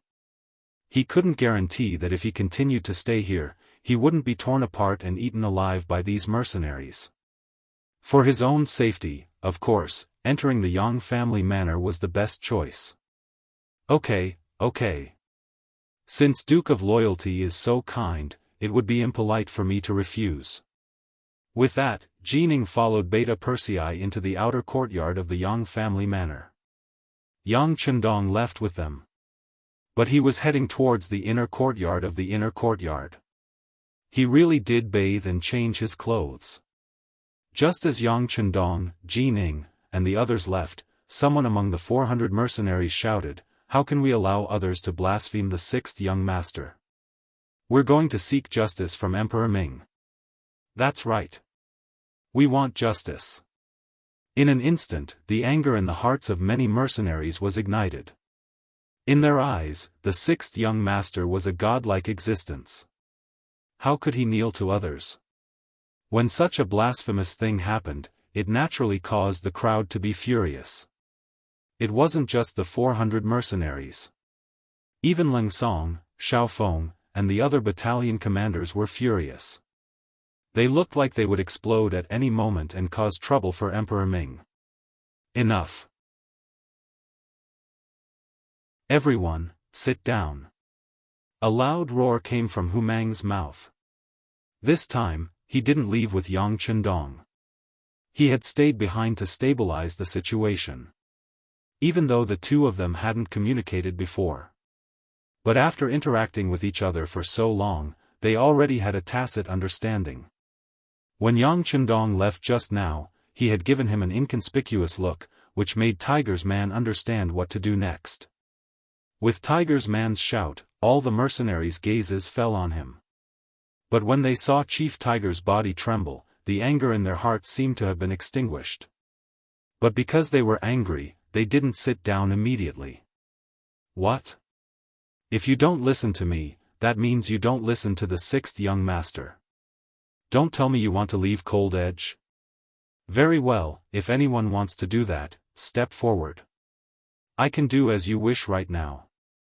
Seeing that none of the mercenaries, including Ling Song and the other battalion commanders, sat down, Tiger's man's eyes narrowed into slits. His anger was obvious. When they heard that they were going to be kicked out of Cold Edge, everyone's morale instantly dropped. Ever since they joined Cold Edge, there was a saying that followed them. Once in Cold Edge, always in Cold Edge. This was an honorable title that no one else had the right to take away. Unless they had committed a grave mistake, they wouldn't be kicked out of the meeting. But this someone else did not include the founder of Cold Edge, Yang Chendong, or the former head instructor, the current chief of the security bureau, Tiger's man. Everyone who joined Cold Edge knew of the sixth young master, Yang Chendong. Similarly, there weren't many who didn't know of Chief Tiger's man. It could be said that in the entire Yang Xianu army, if Yang Chendong was the Nan Boan, then the second place would definitely be Tiger's man. This position was hard to replace, no matter how many contributions others made. For example, the only army commander, Ling Song, would feel inferior when he saw Tiger's man.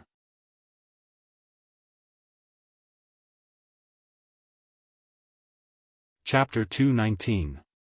Now, Hu Mang had spoken, and he was speaking with Leng Feng's qualifications and identity. How could the others dare to disagree? They immediately returned to their original stools with a rustling sound. Everyone quieted down, and Tiger's mane's eyes revealed a satisfied expression.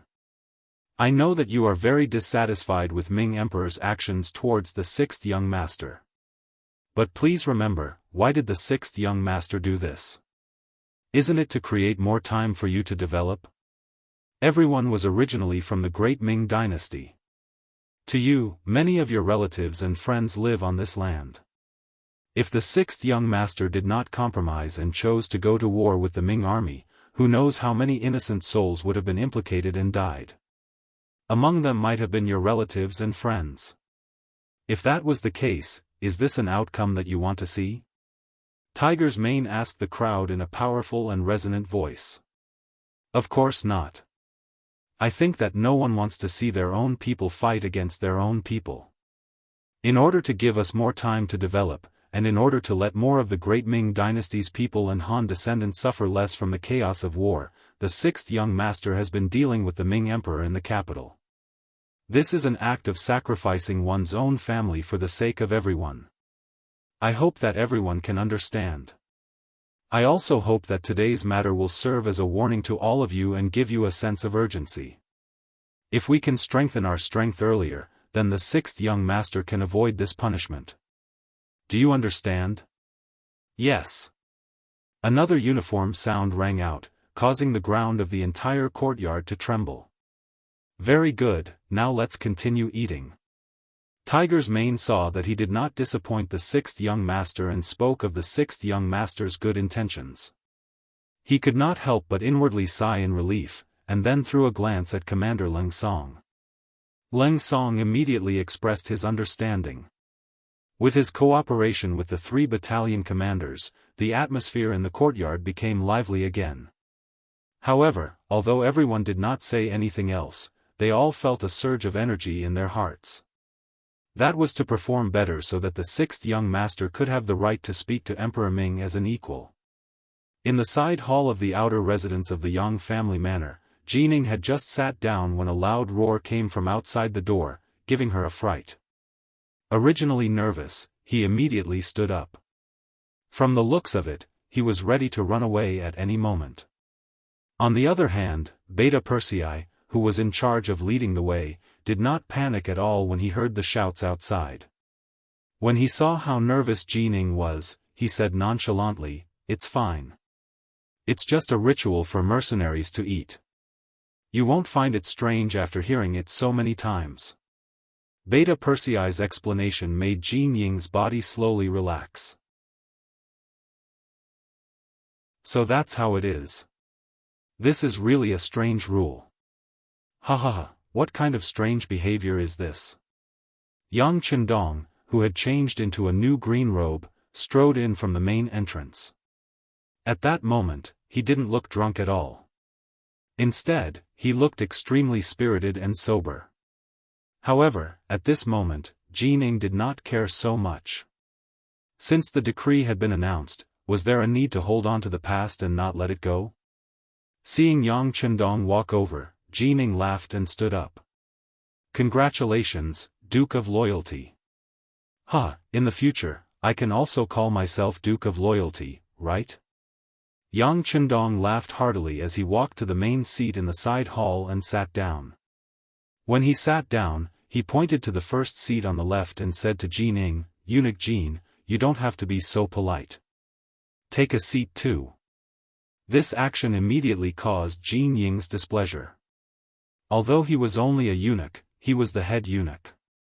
However, he was the head of the eunuchs, the favorite of the emperor, and held great power in his hands. Usually, when he was with the other important officials, he would always be the first to sit before the others. At the very least, everyone had to be seated at the same time. This order of seating was not to be underestimated. It often represented the level of one's status. This was very particular. However, at this moment, Yang Chendong actually sat down first before allowing Jining to sit down. He did not even say a word of invitation. The dominance of the landlord was as clear as day. Jining was extremely displeased and looked around. When he noticed that there were only Yang Chendong and Beta Persei in the room, he thought that it would not be a loss of face if no one else saw him. Thus, he suppressed the anger in his heart and slowly sat down. Yang Chendong had deliberately neglected Jining in order to suppress the other party's power. Now, it seemed that everything was going smoothly. With a certain amount of authority, Yang Chendong began to negotiate with Jining. Although it was called a negotiation, it was actually a fight for benefits. According to his original plan, Yang Chendong proposed 3 conditions. First, the Yang family bank would officially open for business. After the capital, it would be promoted to the other major cities nearby. The imperial court would not be able to stop him, nor would it play any dirty tricks. In short, in the future, Yang Chendong would be a businessman, and a great one at that. If no one provoked him, he would not use his power to oppress others. Second, for his own personal safety. Of the 400 mercenaries, 200 would be left behind. 100 would be in the Yang family village and 100 would be in the capital to ensure the safety of the immortal abode, heaven beyond heaven, and the Yang family bank. In the future, he would decide according to the situation whether or not to continue hiring mercenaries. On this point, Yang Chendong showed that he was rich and imposing. Third, Yang Chendong would not attend court, nor would he participate in court politics. He would also not participate in the matters between Dai Zong and Ing Zong. He wanted to become a third party with a transcendent status. As for these 3 conditions, Dai Zong had already agreed to the first condition and had even said that he would deposit 500,000 taels of silver into the Yang family bank. There was no need to discuss it further. Jining agreed immediately. As for the second condition, he could not doubt it either. The other party had money and could hire mercenaries, which could only make others envious. It was on the third condition that Jining was dissatisfied with. She made a request on behalf of Dai Zong. That was, since he was the Duke of Loyalty and Courage, he should be on the side of Dai Zong. I saved Ing Zong's life. It is impossible for me to completely cut off my relationship with him. Dai Zong has also treated me well. It is already not easy for him to not help either side. There is no need to say anything else. Yang Chendong shook his head and spoke with a resolute attitude. Jining could see that Yang Chendong had no intention of backing down on these 3 conditions. After hesitating for a moment, she thought about how Walla had already retreated and did not need Yang Chendong to act for the time being. Since that was the case, not helping either side was not a bad choice. There was no harm in agreeing. But if she agreed, Jining also raised 3 conditions. First, they would not help either side. Yang Chendong was only the Duke of Loyalty and had no other authority. Even his previous position as the commander of the embroidered uniform guards had to be removed. Since he was going to retire, he might as well retire completely. Second, Yang Chendong was not allowed to interfere with Dai Zong's relationship with the mercenaries. Ji Ning was very clear on this issue. He even said that he already knew that the Duke of Loyalty and the leader of the mercenaries had a good relationship. Ji Ning thought that after she said all this, Yang Chendong would at least look embarrassed and would even give an explanation. Unexpectedly, young Master Yang had no intention of speaking at all. Instead, he continued. Let's talk about the third condition. The reason Yang Chendong did not care so much was naturally because he had purposely revealed everything that Ji Ning knew. Based on the fact that he had a good relationship with the leader of the mercenaries, it was clear that Ji Ning was ignorant. In reality, it was not just a good relationship. They were the same person. Alright, the third condition is that since you are a merchant, you have to pay business taxes. This is also a matter of course. Of course, the Great Ming Army and embroidered uniform guards who have received the money will also protect the Yang family's business. Jin Ying's face was full of smiles. She seemed to be saying that if you pay taxes, you will naturally be protected. If you don't pay taxes, then sorry, but don't come looking for us when someone causes trouble. Yang Chendong had already considered the matter of paying taxes. He had even thought of a countermeasure. However, since Ji Ning had brought it up, he still had to fight for the rights and benefits. Oh, then how does eunuch Jin intend to collect the taxes? The Great Ming's laws require that agriculture be taxed at a 30:1 ratio, Ji Ning said in a probing tone. This was the result of a discussion with the Minister of Revenue, Jin Lian, the Minister of War, Yi Ming, and the Minister of Works, Shi Pu. The three ministers all agreed that if they wanted to curb Yang Chendong's development, they had to collect business taxes. In this way, not only could they obtain a large amount of money to fill the national treasury, but they could also hinder Yang Chendong's development. In the Grand Great Ming, there was actually someone who could earn money faster than the country. If they didn't use any methods to restrain him, it would be incredible. That's impossible. Yang Chendong shook his head straightforwardly. I will not accept a 30:1 ratio. Yang Chendong's reply was so straightforward that it immediately checkmated Ji Ning. His face was first filled with anger, angry that Yang Chendong's attitude was so resolute. But when he thought of the benefits that could be obtained from this matter, he immediately said, fine, then I don't know what the Duke of Zhongdan's opinion is, how much business tax should be collected. Yang Chendong appeared to be deep in thought as he said, although the laws of the Great Ming don't stipulate it, in reality, the rich and powerful don't have to pay taxes when they do business. It's just like how scholars don't have to pay taxes when they farm. Right now, you want to collect business tax from me. No matter how much you pay, it's not appropriate, right? How could Ji Ning not understand the logic behind this? However, who told other people to do business and farm to support their families, but Yang Chendong was using this to develop his power? For example, the mercenaries he had hired were 200 people. According to the standard rate, it would cost 2 million taels to hire them. Looking at the entire Great Ming, there was probably no one else other than Yang Chendong who could take out this amount of money so easily. Even the imperial family would feel heartache if they took out this amount of money.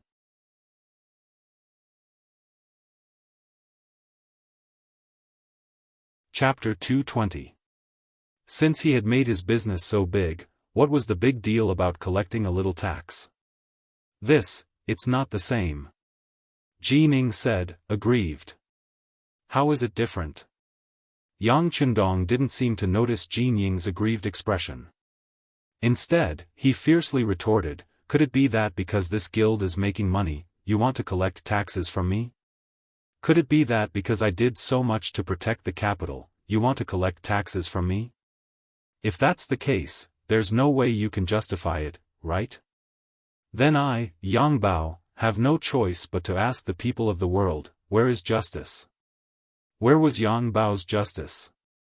Jin Ying's entire body trembled, his expression ugly. Only now did he realize that Wang Zhen still had a powerful tool in his hands. Normally, even if the emperor's decree was announced to the world, it would still take time for the common people to learn of it. But Yang Bao was different. Wherever it appeared, the things recorded in it would quickly become known to all. He had even heard that in some places, when the local government had some rules, they would even use Yang Bao to spread the news. From this, one could see just how great his influence was. At this moment, Jin Ying was inwardly cursing Wang Zhen for being a pig. How could he have made Yang Bao legal back then? Now, the drawbacks had appeared. Alas, Wang Zhen was already a dead man. Cursing him now had no effect. It was better to think about how to resolve the matter at hand. In any case, he couldn't allow Yang Chendong to speak of the grievances and unfair treatment he had suffered. Otherwise, it would be a major blow to Dai Zong's image. Duke of Loyalty and Courage? Then what do you think should be done? This duke doesn't ask for anything else. You can deal with the business tax as you see fit. Even if it's 20 to 10, 10 to 1, Marquis will accept it. After all, this is for the sake of the country. But there is one condition that must be fair, and that is that this duke's business must be taxed, as well as other merchants and nobles. Otherwise, don't blame me for falling out with you. Yang Chendong kept saying that he was willing to pay an enormous price for the sake of the country, but his last request left Jin Ying in a difficult spot. Yang Chendong was asking for fairness, and there was nothing wrong with this. However, if he really did that, he would offend countless influential people. In the past, when Ing Zong was here, he only said that he wanted to collect taxes, but he never carried it out. What's wrong? Now that you've taken the throne and won the battle to defend the capital, you want to make an example out of the nobles and merchants? Isn't this a little too quick to get rid of the donkey the moment it outlived its usefulness?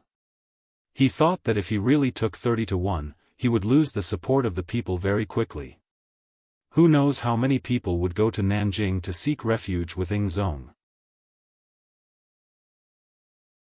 This was not an outcome he wanted to see. However, they had no choice but to collect taxes.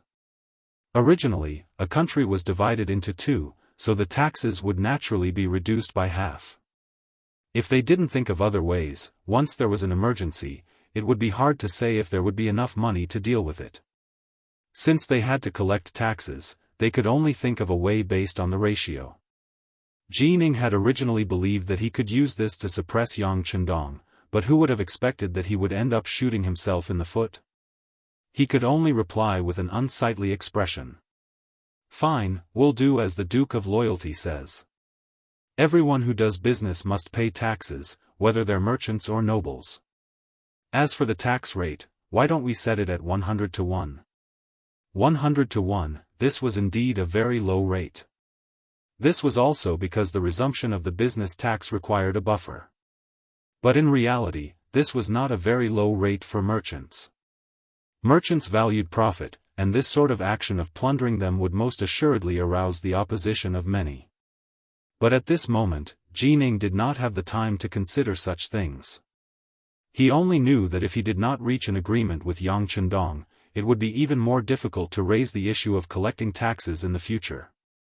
Well said, well said. We'll do as Eunuch Jin says. As long as the other merchants pay the same taxes, I have no objections.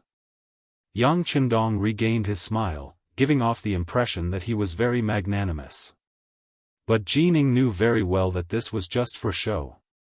This was because once the matter became related to all the merchants in the world, it would be impossible to raise the taxes even if they wanted to. Jin Ying finally left, looking a little disheveled as he left. Although Yang Chendong was not even 20 years old, he gave Jin Ying the impression that he was a little fox. It was as if this person knew how to read and already knew what he was going to say. He had already prepared countless countermeasures. He was really worried that if he continued to stay here, he would accidentally fall into the other party's trap and would have to pay a certain price. Fortunately, the trip to Yangjia village was not completely fruitless. Putting aside the agreement he had reached with Yang Chendong, when he left the village, Jining saw Ling Song, the leader of the mercenaries, waiting by the roadside. When he saw Ling Song standing by the roadside in his camouflage uniform, Jining hurriedly stopped the sedan and welcomed him with a joyful expression. "Oh, it's Leader Ling. I didn't know you were waiting here. I've kept you waiting." "It's fine," Ling Song said expressionlessly. "I've been waiting here for Eunuch Jin to fulfill my promise with you. Now that the war is over, when will the 1,000,000 tons of copper and iron that Emperor Ming promised be delivered? I've already prepared the advanced firearms that you requested." When he heard that the advanced firearms were already prepared, Jin Ying's face lit up with joy. Well said, well said. The 1,000,000 tons of copper and iron have already been prepared. But how will we transport them out? That's simple.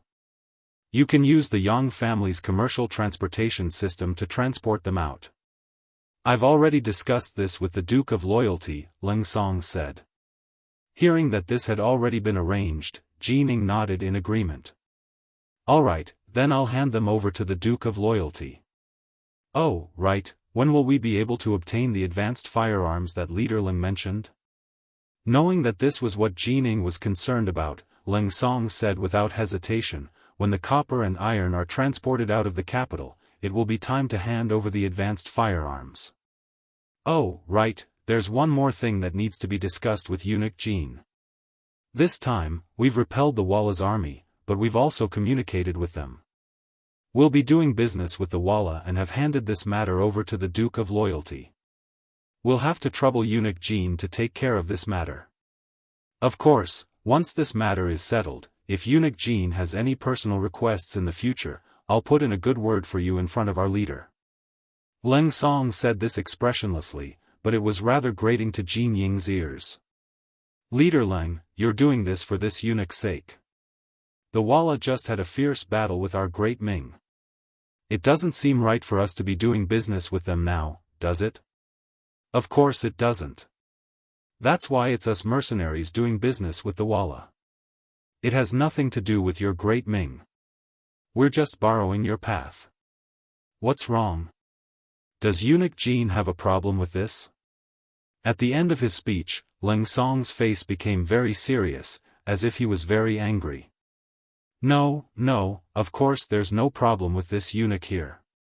It's just that this matter is too big. This eunuch still needs to report this matter to His Majesty and let His Majesty make a decision. Jining wasn't foolish enough to offend the mercenaries, so she brought up Dai Zong's name. It's fine. This leader will still stay in the capital with my brothers for a few days, so we can listen to what your Ming Emperor has to say. But if Ming Emperor doesn't give us a satisfactory answer by the time we leave, then I'm sorry, but I can't guarantee that we won't accept the mission when someone else pays us money to deal with the great Ming. How could Ling Song not see that Jining was delaying? Since that was the case, he took the initiative to propose a deadline. Jining could tell that there was another meaning behind his words. Leader Ling, you mean that the mercenaries won't attack our great Ming? It's not that they won't attack, but that Ming Emperor has agreed to our conditions, so he will naturally take care of his business partners. Unless someone is willing to pay several times the price to deal with you, we won't accept the mission. Ling Song nodded and then shook his head. In short, he had thrown out the benefits, but he didn't say that he was dead set. Good. If that's the case, Ming Emperor should be able to agree. Jining heard another meaning in his words. She had long heard of the high cost of hiring mercenaries. If it was several times the price, there probably weren't many people who could afford it. With these conditions, it shouldn't be difficult to convince Zhu Qiyu. Your Ming Emperor should have agreed. Once Walla does business with us, their focus might shift. At that time, I'm afraid they won't have any designs on the great Ming. Ling Song nodded as if he was giving her advice. Yes. Jining nodded, then looked left and right.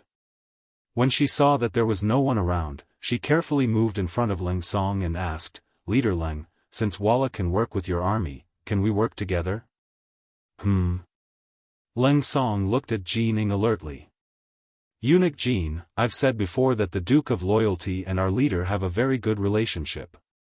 You shouldn't have such ideas. Even so, it's best that you don't say such things in the future. Otherwise, if you cause any trouble, even I won't be able to bear it. Alright, I'll take my leave now. Leng Song left, leaving Jining standing there alone. Her expression changed again and again. She had previously thought that Yang Chendong's relationship with the leader of the mercenaries was not bad. However, from the probing just now, it seemed that their relationship was far better than she had imagined. It seemed that it was best not to offend this Duke of Loyalty in the future.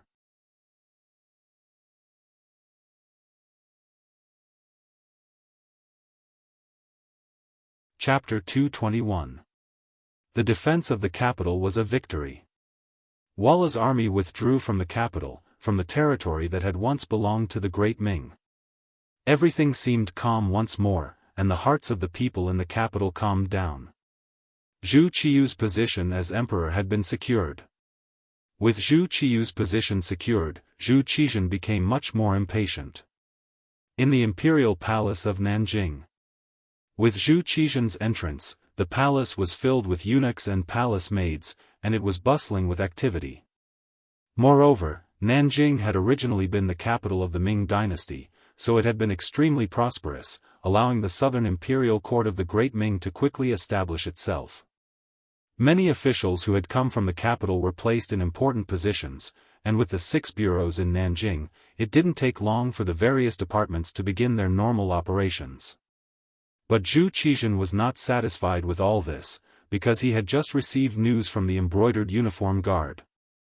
With Yang Chendong's intervention, the defense of the capital had been won, and Tile had retreated, allowing the Great Ming to once more return to peace. When Walla's army had approached the capital, many officials had analyzed that Zhu Qiyu would find it very difficult to defend the capital with the soldiers he had. And once the capital fell, Zhu Qiyu, the new emperor, would have nowhere to go, and the officials who followed him would naturally fall apart. Thus, it would be time for Zhu Qizhen to unify the world. At that time, he would immediately head north. If he could defeat Tile's army and take back the capital of the Great Ming Dynasty, he would be able to completely erase the humiliation of Tu Mu's defeat. He might even become a famous sovereign of his generation. But before this dream could even begin, it was already over. When he learned that the capital had been saved and that Walla had retreated, Zhu Qizhen felt a suffocating feeling in his heart that made him extremely uncomfortable. Your Majesty. Chao Jixiang, the head eunuch of the ceremony directorate, who was gradually grasping power and even replacing Wang Zhen, saw that Emperor Ying's complexion was extremely unsightly and softly asked. This call brought Zhu Qizhen's mind back to reality, and when he saw that it was Chao Jixiang who had called him, he couldn't help but ask, "Does Great Companion have something to say?" Zhu Qizhen addressed Chao Jixiang as Grand Partner, just like how he addressed Wang Zhen as Mr. It had to be said that a leopard couldn't change its spots. In the Battle of Tumu Fortress, he was implicated by Wang Zhen and suffered a lot. If it wasn't for Yang Chendong's timely intervention, he would have become a captive. However, after he became the emperor again, he still put the eunuchs around him in important positions. Perhaps he was used to it. Perhaps this was the rule of the Ming Dynasty. Only by using eunuchs in important positions could the emperor enjoy the right to speak. Your Majesty, the Count of Loyalty played an important role in the defense of the capital, and his appearance ruined Your Majesty's plans. Your Majesty, do you want this subject to send someone to the capital? As long as something happens to him and the news is sent to the Walla, it probably won't be long before they attack the border again, and Your Majesty's chance will come. Chao Jixiang had not forgotten the humiliation he had received from the Yang family guards outside the Yang family manor. He had been looking for an opportunity to take revenge. Zhu Qizhen was really moved for a moment. His wish was to reunite the Great Ming Dynasty, and Yang Chendong had undoubtedly become a strong wall, blocking his dream. If something happened to this person, the situation would probably change very quickly. In this way, his chance might really appear. His heart was moved, but he concluded that last time he only listened to Wang Zhen and did not listen to the words of the officials. This time, Zhu Qizhen learned his lesson and did not immediately express his opinion. He only nodded and said, "How about this, call the Minister of War, Kuang Yi, I have something to ask him." Yes. Chao Jixiang knew that the emperor had listened to his words. He must have called Kuang Yi to ask about the feasibility of the matter. After he agreed, he turned and walked out. He personally went to Kuang Ye's residence to pass on the decree. Although the new palace had just been built, there were many eunuchs who followed Chao Jixiang to Nanjing. At least, things like passing on the decree did not require the head eunuch to do it personally. However, Chao Jixiang still came. When he appeared in Kuang Ye's residence, the Minister of War was really shocked. "Minister Kuang, the emperor has summoned you to the palace. He has something to ask you, please." After seeing Kuang Yi, Chao Jixiang tried his best to show an acceptable smile. Ever since Wang Zhen's incident, Kuang Yi and the other important officials, especially those who had survived the Tumu rebellion, had always hated eunuchs. This time, when they saw Chao Jixiang personally come to pass on the decree, they were also unhappy. However, since the emperor had a decree, they had to obey. He changed into an official's robe and followed Chao Jixiang and the others out of Kuang Ye's residence. However, just as they left the residence, Chao Jixiang changed his expression and walked up to them and said in a low voice, "Minister Kuang, this time the emperor wants to ask about the matter of Count Zhongdan Yang Chendong.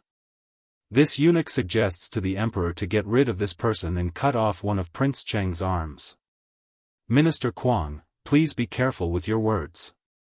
After saying this, Chao Jixiang turned and walked into his palanquin. He had already reminded Kuang Yi, and he believed that Kuang Yi would know what to say. He left Kuang Yi alone in his palanquin and thought about the cause and effect of this matter with a grave expression. Yang Chendong had saved Kuang Ye's life. If they were officials in the same court, they should have been very close. However, because Prince Cheng became the Dai Zong, he came to Nanjing to be an official. Two emperors ruling at the same time. It sounded like a simple sentence, but there were too many things involved in it. Take Yang Chendong for example. As the Minister of War, Kuang Yi had his own sources of information. He already knew that this person was first given the title of Marquis Zhongdan, and then given the title of Duke Zhongdan for his great service in the defense of the capital. However, Chao Jixiang still called him Count Zhongdan. From this, it could be seen that some of the decrees of the Dai Zong were not accepted by the Ying Zong. They used to be officials in the same court, but now that they were serving different masters, the relationship between them had become a big problem. Kuang Yi had expected that they would meet on the battlefield sooner or later, but he had not expected it to come so quickly, and the first person to be his savior, Yang Chendong. Not to mention that Yang Chendong couldn't be repaid for saving his life, he couldn't let anything happen to Yang Chendong now. Otherwise, Yingzong might not be able to stabilize his position in Nanjing. He had just resettled his home in Nanjing, and he might have to move again. No matter how he thought about it, it seemed impossible. In the palanquin, Kuang Yi made up his mind. By the time he reached the imperial palace, Kuang Yi had already made up his mind. After entering the palace and seeing the Yingzong, he first kneeled and bowed before slowly getting up. "Beloved official Kuang, you should have heard that we won the defense of the capital. Right now, the capital must be very lively, and everyone should be celebrating." As soon as he saw Kuang Yi, Yingzong's face showed a sorrowful expression. He seemed to remember the scene where everyone escaped from the Tumu castle under the protection of Yang Chendong and the mercenaries he hired. Yes. The Duke of Zhongdan blocked the entrance of the Walla and guarded the northern gate of the Great Ming Dynasty, giving us more time to recruit, and manage the soldiers. It is a blessing for the country. Kuang Yi said these high-sounding words while paying attention to Zhu Qizhen's expression. Hearing Kuang Yi praise Yang Qindong like this, Zhu Qizhen's face showed a trace of displeasure. The Duke of Zhongdan saved the emperor and is an important official that I rely on. But why did he stay in the capital in the north and not come back? Now, he helped King Yu block the Walla and made his name known all over the world. Isn't this going against me? Because of this, someone advised me to invite the Duke of Zhongdan to Nanjing. If he doesn't agree, we can use extreme measures. Beloved official Kuang, what do you think? When he asked this question, Zhu Qizhen's eyes shone with a cold light, as if he wanted to see through Kuang Yi's heart at this moment. Fortunately, Kuang Yi was prepared. After hearing Zhu Qizhen's words, he did not panic. Instead, he pretended to be deep in thought, first nodding and then shaking his head. Beloved official, what do you mean? Seeing Kuang Yi nod and shake his head, Zhu Qizhen was confused for a moment. Your Majesty, in this official's view, it is not impossible to invite the Duke of Zhongdan to Nanjing, but I'm afraid that he won't be willing to come. The immortal abode, heaven beyond heaven, and I heard that King Yu promised him to set up a bank of the Yang clan in the capital. With so many transactions, I really don't dare to think that he will give them up. As for forcing him to come, I'm afraid that the embroidered uniform guards and the Eastern faction guards won't be able to do it. Your Majesty, please don't forget that the Duke of Zhongdan has the world's most elite mercenaries at his side. If this is done and it doesn't happen in the end, it will be equivalent to offending the Duke of Zhongdan. This official asks Your Majesty, are you ready to fall out with King Yu now? As soon as Kuang Yi opened his mouth, he suddenly asked a few questions, which stunned Zhu Qizhen. He asked suspiciously, Beloved official, what do you mean? Why do you invite the Duke of Zhongdan to fall out with King Yu? Seeing that Zhu Qizhen began to follow his train of thought, Kuang Yi pretended to be very excited and said, Your Majesty, think about it. What is the reason why we can coexist peacefully with King Yu now? Isn't it all because of the mediation of the Duke of Zhongdan in the capital? If something happens to him, there will be no barrier between us and King Yu. Now that the Walla has retreated, King Yu may gather all his forces to deal with us. Even now, the surrounding guards are not all controlled by us. As the Minister of War, this official does not dare to tell Your Majesty that the number of troops we can fight now is less than 50,000. According to the information he had received, 80,000 soldiers from the Bureau of Imperial Guards had been dispatched to the capital to rescue the emperor. If these people suddenly turn around and attack Nanjing, this official can't guarantee that we can win the battle.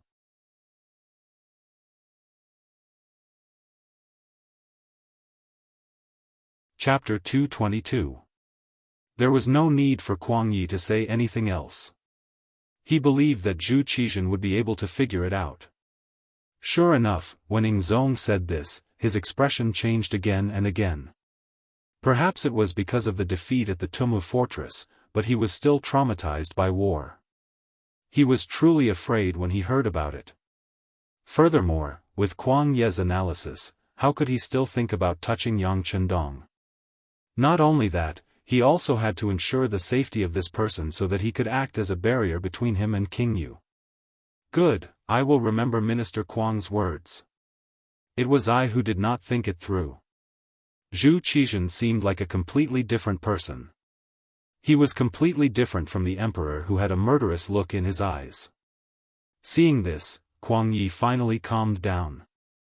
This time, not only did he want to repay Yang Qindong for saving his life, he also did not have the confidence to do anything to this loyal duke.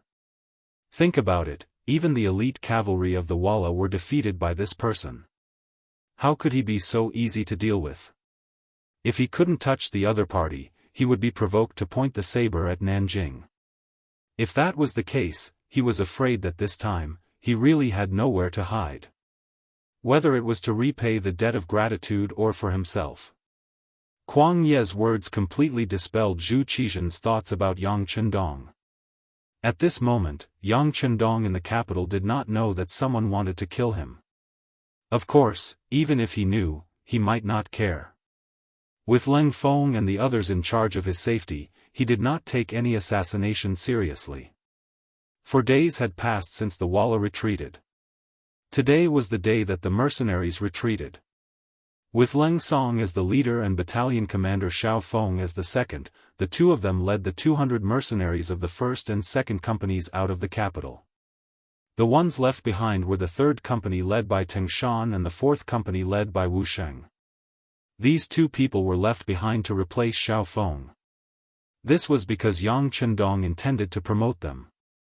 By his side, he could learn more things. In the future, when the system grew stronger and needed more high-ranking officers, there would not be a situation where there was no one to replace them. When Commander Leng Song left, he took with him the 1 million tons of copper and iron that Dai Zong had given him. For this matter, he had hired several thousand commoners to push the carts out of the capital. After paying so much, Dai Zong received an item and a promise. The object was a Type 81 rifle and 30 rounds of ammunition. The promise was a guarantee that the mercenaries would not easily attack Dai Zong. After paying so much, all he got in return was a gun and a guarantee. In the eyes of others, it seemed like he had lost out, and it was a huge loss. But in Dai Zong's eyes, it was worth it. With the first advanced firearm, with the ability of the Great Ming Empire's firearms department, they should be able to make a second one. Once he had this kind of advanced firearm, he would not be far from running amok in the world. He would be able to reunite the Great Ming Empire. A guarantee was equally important. At the very least, he didn't have to worry about others using mercenaries to deal with him. In order to obtain all of this, he only had to pay 1 million tons of copper and iron that he wouldn't be able to use in a short period of time. Of course, it was worth it. Perhaps this was what it meant to turn waste into treasure. Dai Zong was still in a state of ecstasy. He ordered people to hurry up and develop the Type 81 assault rifle so that they could produce results as soon as possible and benefit from it. At this time, the Yang family bank, which was opposite the Immortal residence and Sky Beyond Sky, had opened for business. Since it was Dong Shuai who made the move, it would definitely be extraordinary. 3 days ago, the Yang family bank had started to advertise the opening of the bank. There was a large introduction of the bank's function, and it promised that if money was deposited in the bank, one would be able to obtain extremely high interest rates. At the same time, it also sent out an invitation to ambitious businessmen who wanted to do business but lacked money. As long as you had something, whether it was land or houses, you could use it as collateral. Even if you didn't, you could also borrow money from the bank through a joint guarantee from 5 households. It also introduced the interest rates for depositing money in detail and also talked about some ways for people to borrow money. When the Yang family bank released the advertisement, it instantly attracted the attention of many people. In particular, the advertisement also said that in the first 3 days of the bank's opening, as long as someone deposited money, they would be given all kinds of small gifts. The more money they deposited, the better the gifts would be. For example, some people didn't have much extra money in their family and could only deposit 2 taels of silver at most. But even so, they could still receive a packet of toilet paper. The market price of this item was at least 2 taels of silver. In this way, it was equivalent to receiving 2 taels of silver for free. As for the 10 families with the highest savings, each of them would be given a divine object mirror. The first family would also receive 5 sets of extremely exquisite glass cups. Whether it was given away or sold, these were all extremely popular goods. With these as a catalyst, on the morning of the Yang family bank's opening, there was a crowd that blocked the nearby streets. Fortunately, there were people from the warden's office of the 5 cities here to take care of security, so there weren't any accidents. But when the time came, many people wanted to rush into the bank to deposit their money. There were also some people who stood outside the door to watch. Suddenly, the black cloth covering the Yang family bank was pulled away. Waves of golden light blinded many people's eyes. Originally, when they saw that the exterior of the Yang family bank was covered with a black cloth, some people thought that it was like the opening of the immortal abode. They thought that the exterior should be covered with glass, which made it look bright and transparent, and also made it look high-end and classy. But who knew that the moment the black cloth was removed, there was indeed a thick glass, but inside the glass, there was an uncountable amount of gold that couldn't be calculated. With so much gold placed together, it emitted the color of brass. Under the illumination of the sun, coupled with the reflection of the sun, it flashed a golden light, giving people the feeling that they were looking at a mountain of gold. Just as everyone was still shocked by the scene in front of them, Yang Chendong personally appointed the general manager of the Yang family bank, his cousin Yang Fu, with a big belly, walked out under the protection of two men in camouflage uniforms. With a big belly and a kind smile, Yang Fu was now a person who had experienced big scenes. Back when he was in Jianghu, it was only because he trusted Yang Chendong that he sponsored a few times and cooperated with him a few times. Who knew that he would earn more and more money, and his value would also increase. Later on, when he came to the capital with Yang Chendong and managed the immortal abode and heavens beyond heaven, he increased his knowledge. In the past, when he saw a rank 7 official in Jianghu, his legs would tremble. Now, even if he saw a duke, a marquis, a count, or a rank 2 or 3 official in the imperial court, he could still act very naturally. It was because of Yang Fu's ability and his ability to adapt to changes in the environment that Yang Chendong handed the heavy responsibility of the general manager of the bank to him this time. At this moment, Yang Fu was like the Minister of Finance, controlling this business giant wheel. It could be seen that as long as Yang Fu didn't have any other thoughts and was able to follow in Yang Chendong's footsteps, his future achievements would be limitless. The moment Yang Fu stood out, he immediately attracted everyone's attention. Enjoying the attention of everyone, Yang Fu stood there for more than 10 breaths without saying a word. However, when the crowd quietened down because of his appearance, he coughed heavily and pointed forward. "Everyone, do you see that? The Yang family bank has sufficient gold and silver. This is where our confidence lies, and it is also a way to protect our depositors. You don't have to worry about whether your money will be wasted if you deposit it in the Yang family bank, because we have this gold as a guarantee. If you can't get your money back, then this gold will be yours. Everyone will make a profit and won't lose anything. Okay, we want to deposit money, we want to deposit money." The supporters, who had been hiding in the crowd, immediately shouted loudly. At the same time, they raised various amounts of silver and squeezed forward. It gave people the feeling that if they were a step late, they wouldn't have the chance to deposit money. The crowd was excited, and those who held the silver couldn't wait any longer. At this moment, there was no need for Yang Fu to make a long-winded speech, nor was there a need for him to instigate anything. The result was obvious.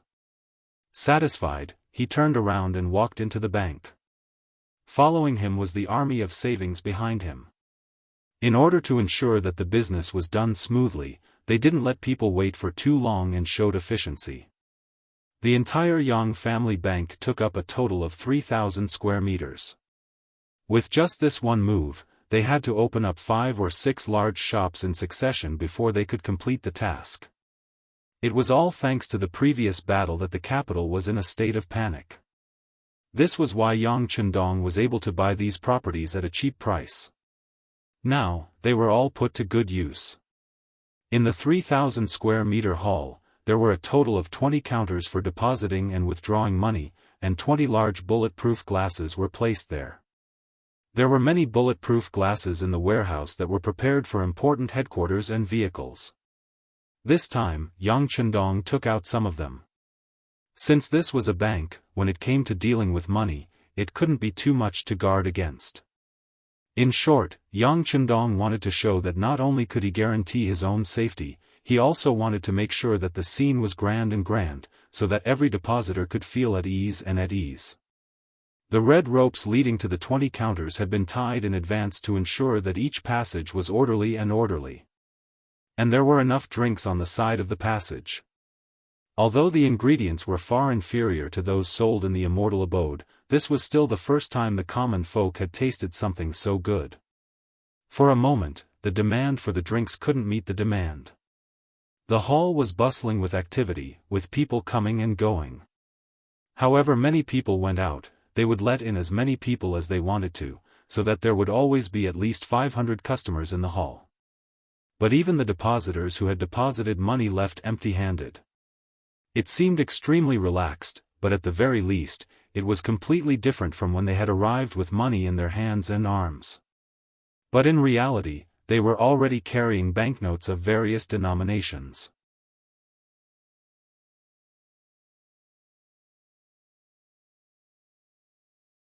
Chapter 223. These banknotes were made of carefully selected coin paper. A picture of a soaring dragon was printed on it, and the colors were balanced.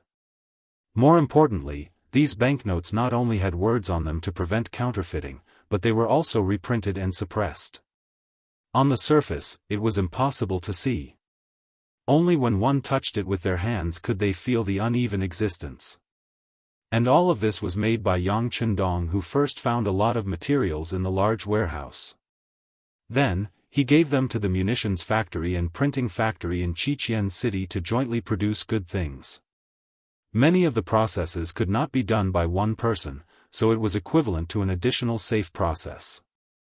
In addition, some of the processes were only available in the large warehouse. As a result, it was impossible for others to forge them. And Yang Chendong firmly believed that with his arrival and the advanced knowledge he brought, science would develop step by step.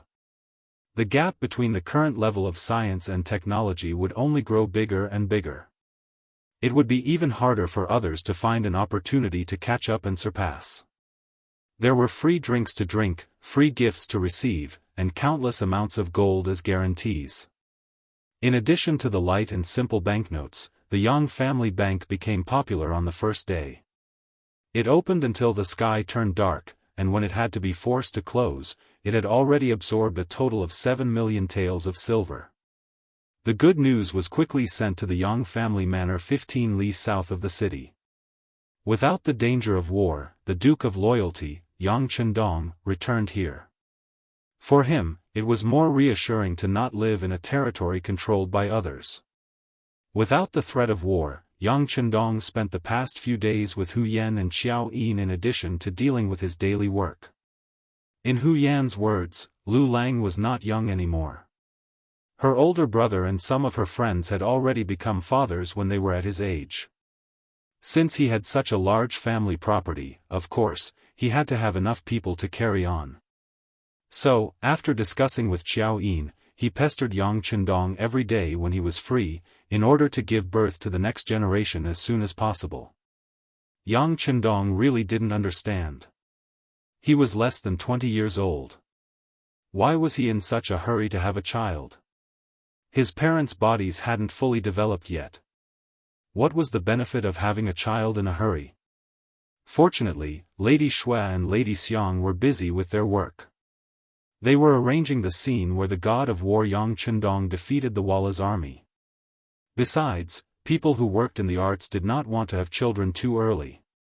Otherwise, their bodies would change. With 2 less people, Dong Shui could calmly deal with the 2 women. When Yang Si excitedly reported the good news of the 7 million yuan deposit in Yang Chendong's bank to his master, Yang Chendong, he was being fed dinner by Hu Yan and Xiao Yin. Yang Chendong was also shocked when he heard that the daily savings was 7 million taels. Good, good. It looks like the people of the great Ming dynasty really are rich.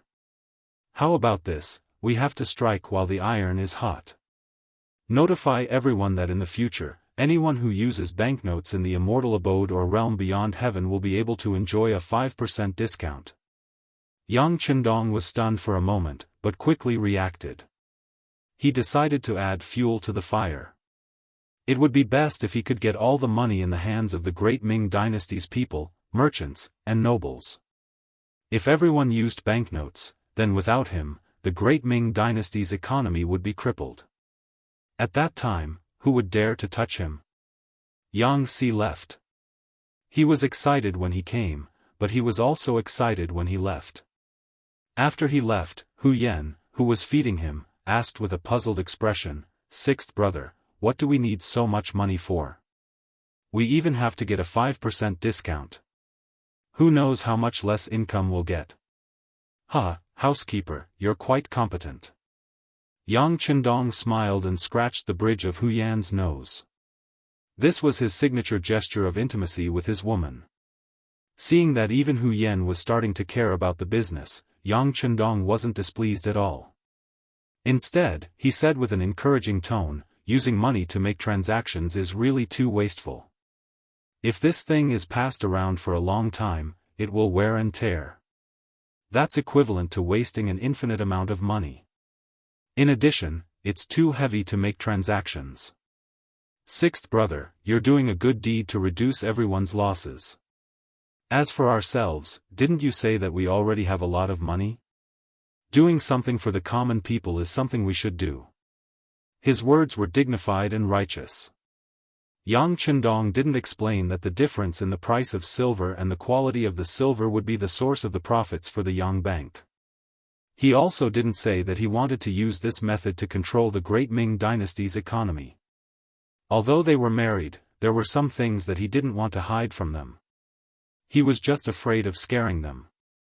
If he really told them about his ambition, it was possible for Hu Yan to faint from fright. Before he had enough strength or showed enough signs, Yang Chendong didn't want to scare his women and make them worry about him.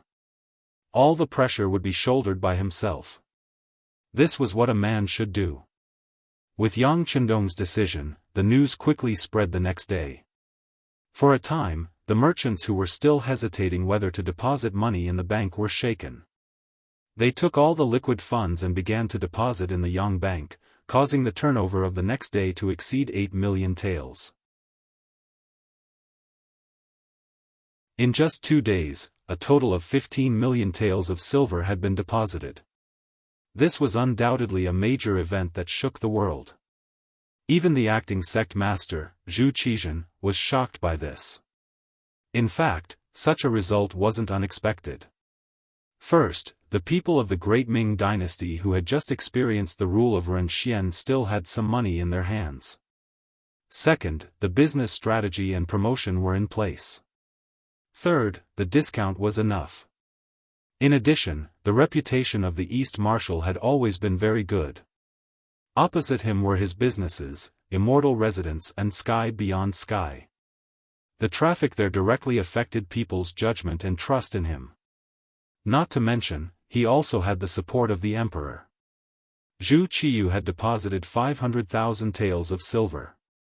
The other ministers followed suit. Naturally, this amount wasn't that shocking. But when the situation was reported to Zhu Qiyu, he was still shocked. 15 million taels. This was close to half of the Great Ming Dynasty's national treasury. This wealth belonged to one person. How could he not be shocked? The original Great Ming Dynasty's national treasury had experienced the efforts of several generations of monarchs. There was indeed some savings. However, the Great Ming Dynasty lost the Battle of Tumu and lost a lot. Later, when the two emperors ruled together, Emperor Yingzong took away some of the money. In addition, they spent a lot of money to hire mercenaries. Over time, they were only spending money. It was no wonder that the amount of money in the national treasury was gradually decreasing. In the palace, Zhu Qiyu made a difficult decision. Notify the Ministry of Revenue to calculate and collect the business tax. Disregarding everything else, just how much money could they earn from the Yang clan's bank every year with a business tax of 100 to 1? With this as bait, Dai Zong couldn't help but be tempted. He had no choice but to use some methods. Although doing so would offend some merchants and nobles, and would even cause some people to be dissatisfied, this was the only way to replenish the national treasury. Jining knew what the consequences of the emperor's decision would be, but seeing how Yang Chendong was earning so much money, they couldn't just do nothing. The country had always relied on collecting taxes to survive, and this was a matter of course. Thus, they didn't raise any objections and went to the Ministry of Revenue to pass down the decree. As the new Minister of Revenue, Jin Lian had always wanted to make some achievements, but he had never had a suitable opportunity. Now that the business tax had appeared, he knew that his opportunity had come. He immediately led a group of subordinates and quickly came up with some regulations. In just a few days, the details of the business tax were announced in the capital. Once the business tax was announced, and it was done so quickly, it immediately attracted the dissatisfaction of many merchants. How could anyone who could become a merchant be an ordinary person? Either he was smart, or he had a strong background. Collecting the business tax was tantamount to touching their interests. Because of this, an unexpected guest had come to the Yang clan manor. It wasn't exactly an unexpected guest. This person was Dong Shuai's relative, his sixth brother-in-law, Bai Peng. When his sixth sister, Yang Qin, had married into the Bai clan, the Yang clan had been in a period of decline. The status of a merchant wasn't high, and the marriage alliance had been looked down upon. However, in order to support the Yang clan, Yang Qin had resolutely chosen to marry into the Bai clan. At that time, she had indeed exchanged for a lot of money, which had helped the Yang clan for a period of time. Yang Qin had sacrificed so much, but her brothers and sisters didn't understand. Fortunately, Bai Peng and Yang Chendong had a good relationship, and they loved each other dearly. At the very least, he hadn't taken in a concubine yet. This had also gained Yang Chendong's approval. When it came to collecting goods in heavens beyond heaven, others couldn't, but the Bai clan had benefited greatly. And this time, Bai Peng had taken the initiative to come. Needless to say, he was here to discuss the imperial court's plan to collect the business tax. He had represented the majority of the merchants in the capital in coming to seek advice from Dong Shuai. He wanted to see if there was any good way to deal with it. Since his sixth brother-in-law had come, Yang Chendong naturally couldn't refuse to meet him. Not only did he meet him, he even met him in his own study. From this, one could see how solemn he was. Upon seeing Yang Chendong, even though he was his sixth brother-in-law, Bai Peng still respectfully greeted him. Duke Yang. All right, sixth brother-in-law, there's no need for you to call me Duke. Just call me Dong Shuai or sixth young master. Yang Chendong, who didn't like such formalities, chuckled and invited Bai Peng to sit across from him. All right, Dong Shuai. The imperial court's tax collection this time is clearly aimed at us merchants. With a ratio of 100 to 1, how much money will we have to pay in that year? We merchants are all opposed to it. Since they were relatives, there was no need to beat around the bush. Bai Peng raised the doubts in her heart. Yang Chendong savored the fragrant tea in his hand as he looked at Bai Peng. So they sent you here to make me stand up against the imperial court?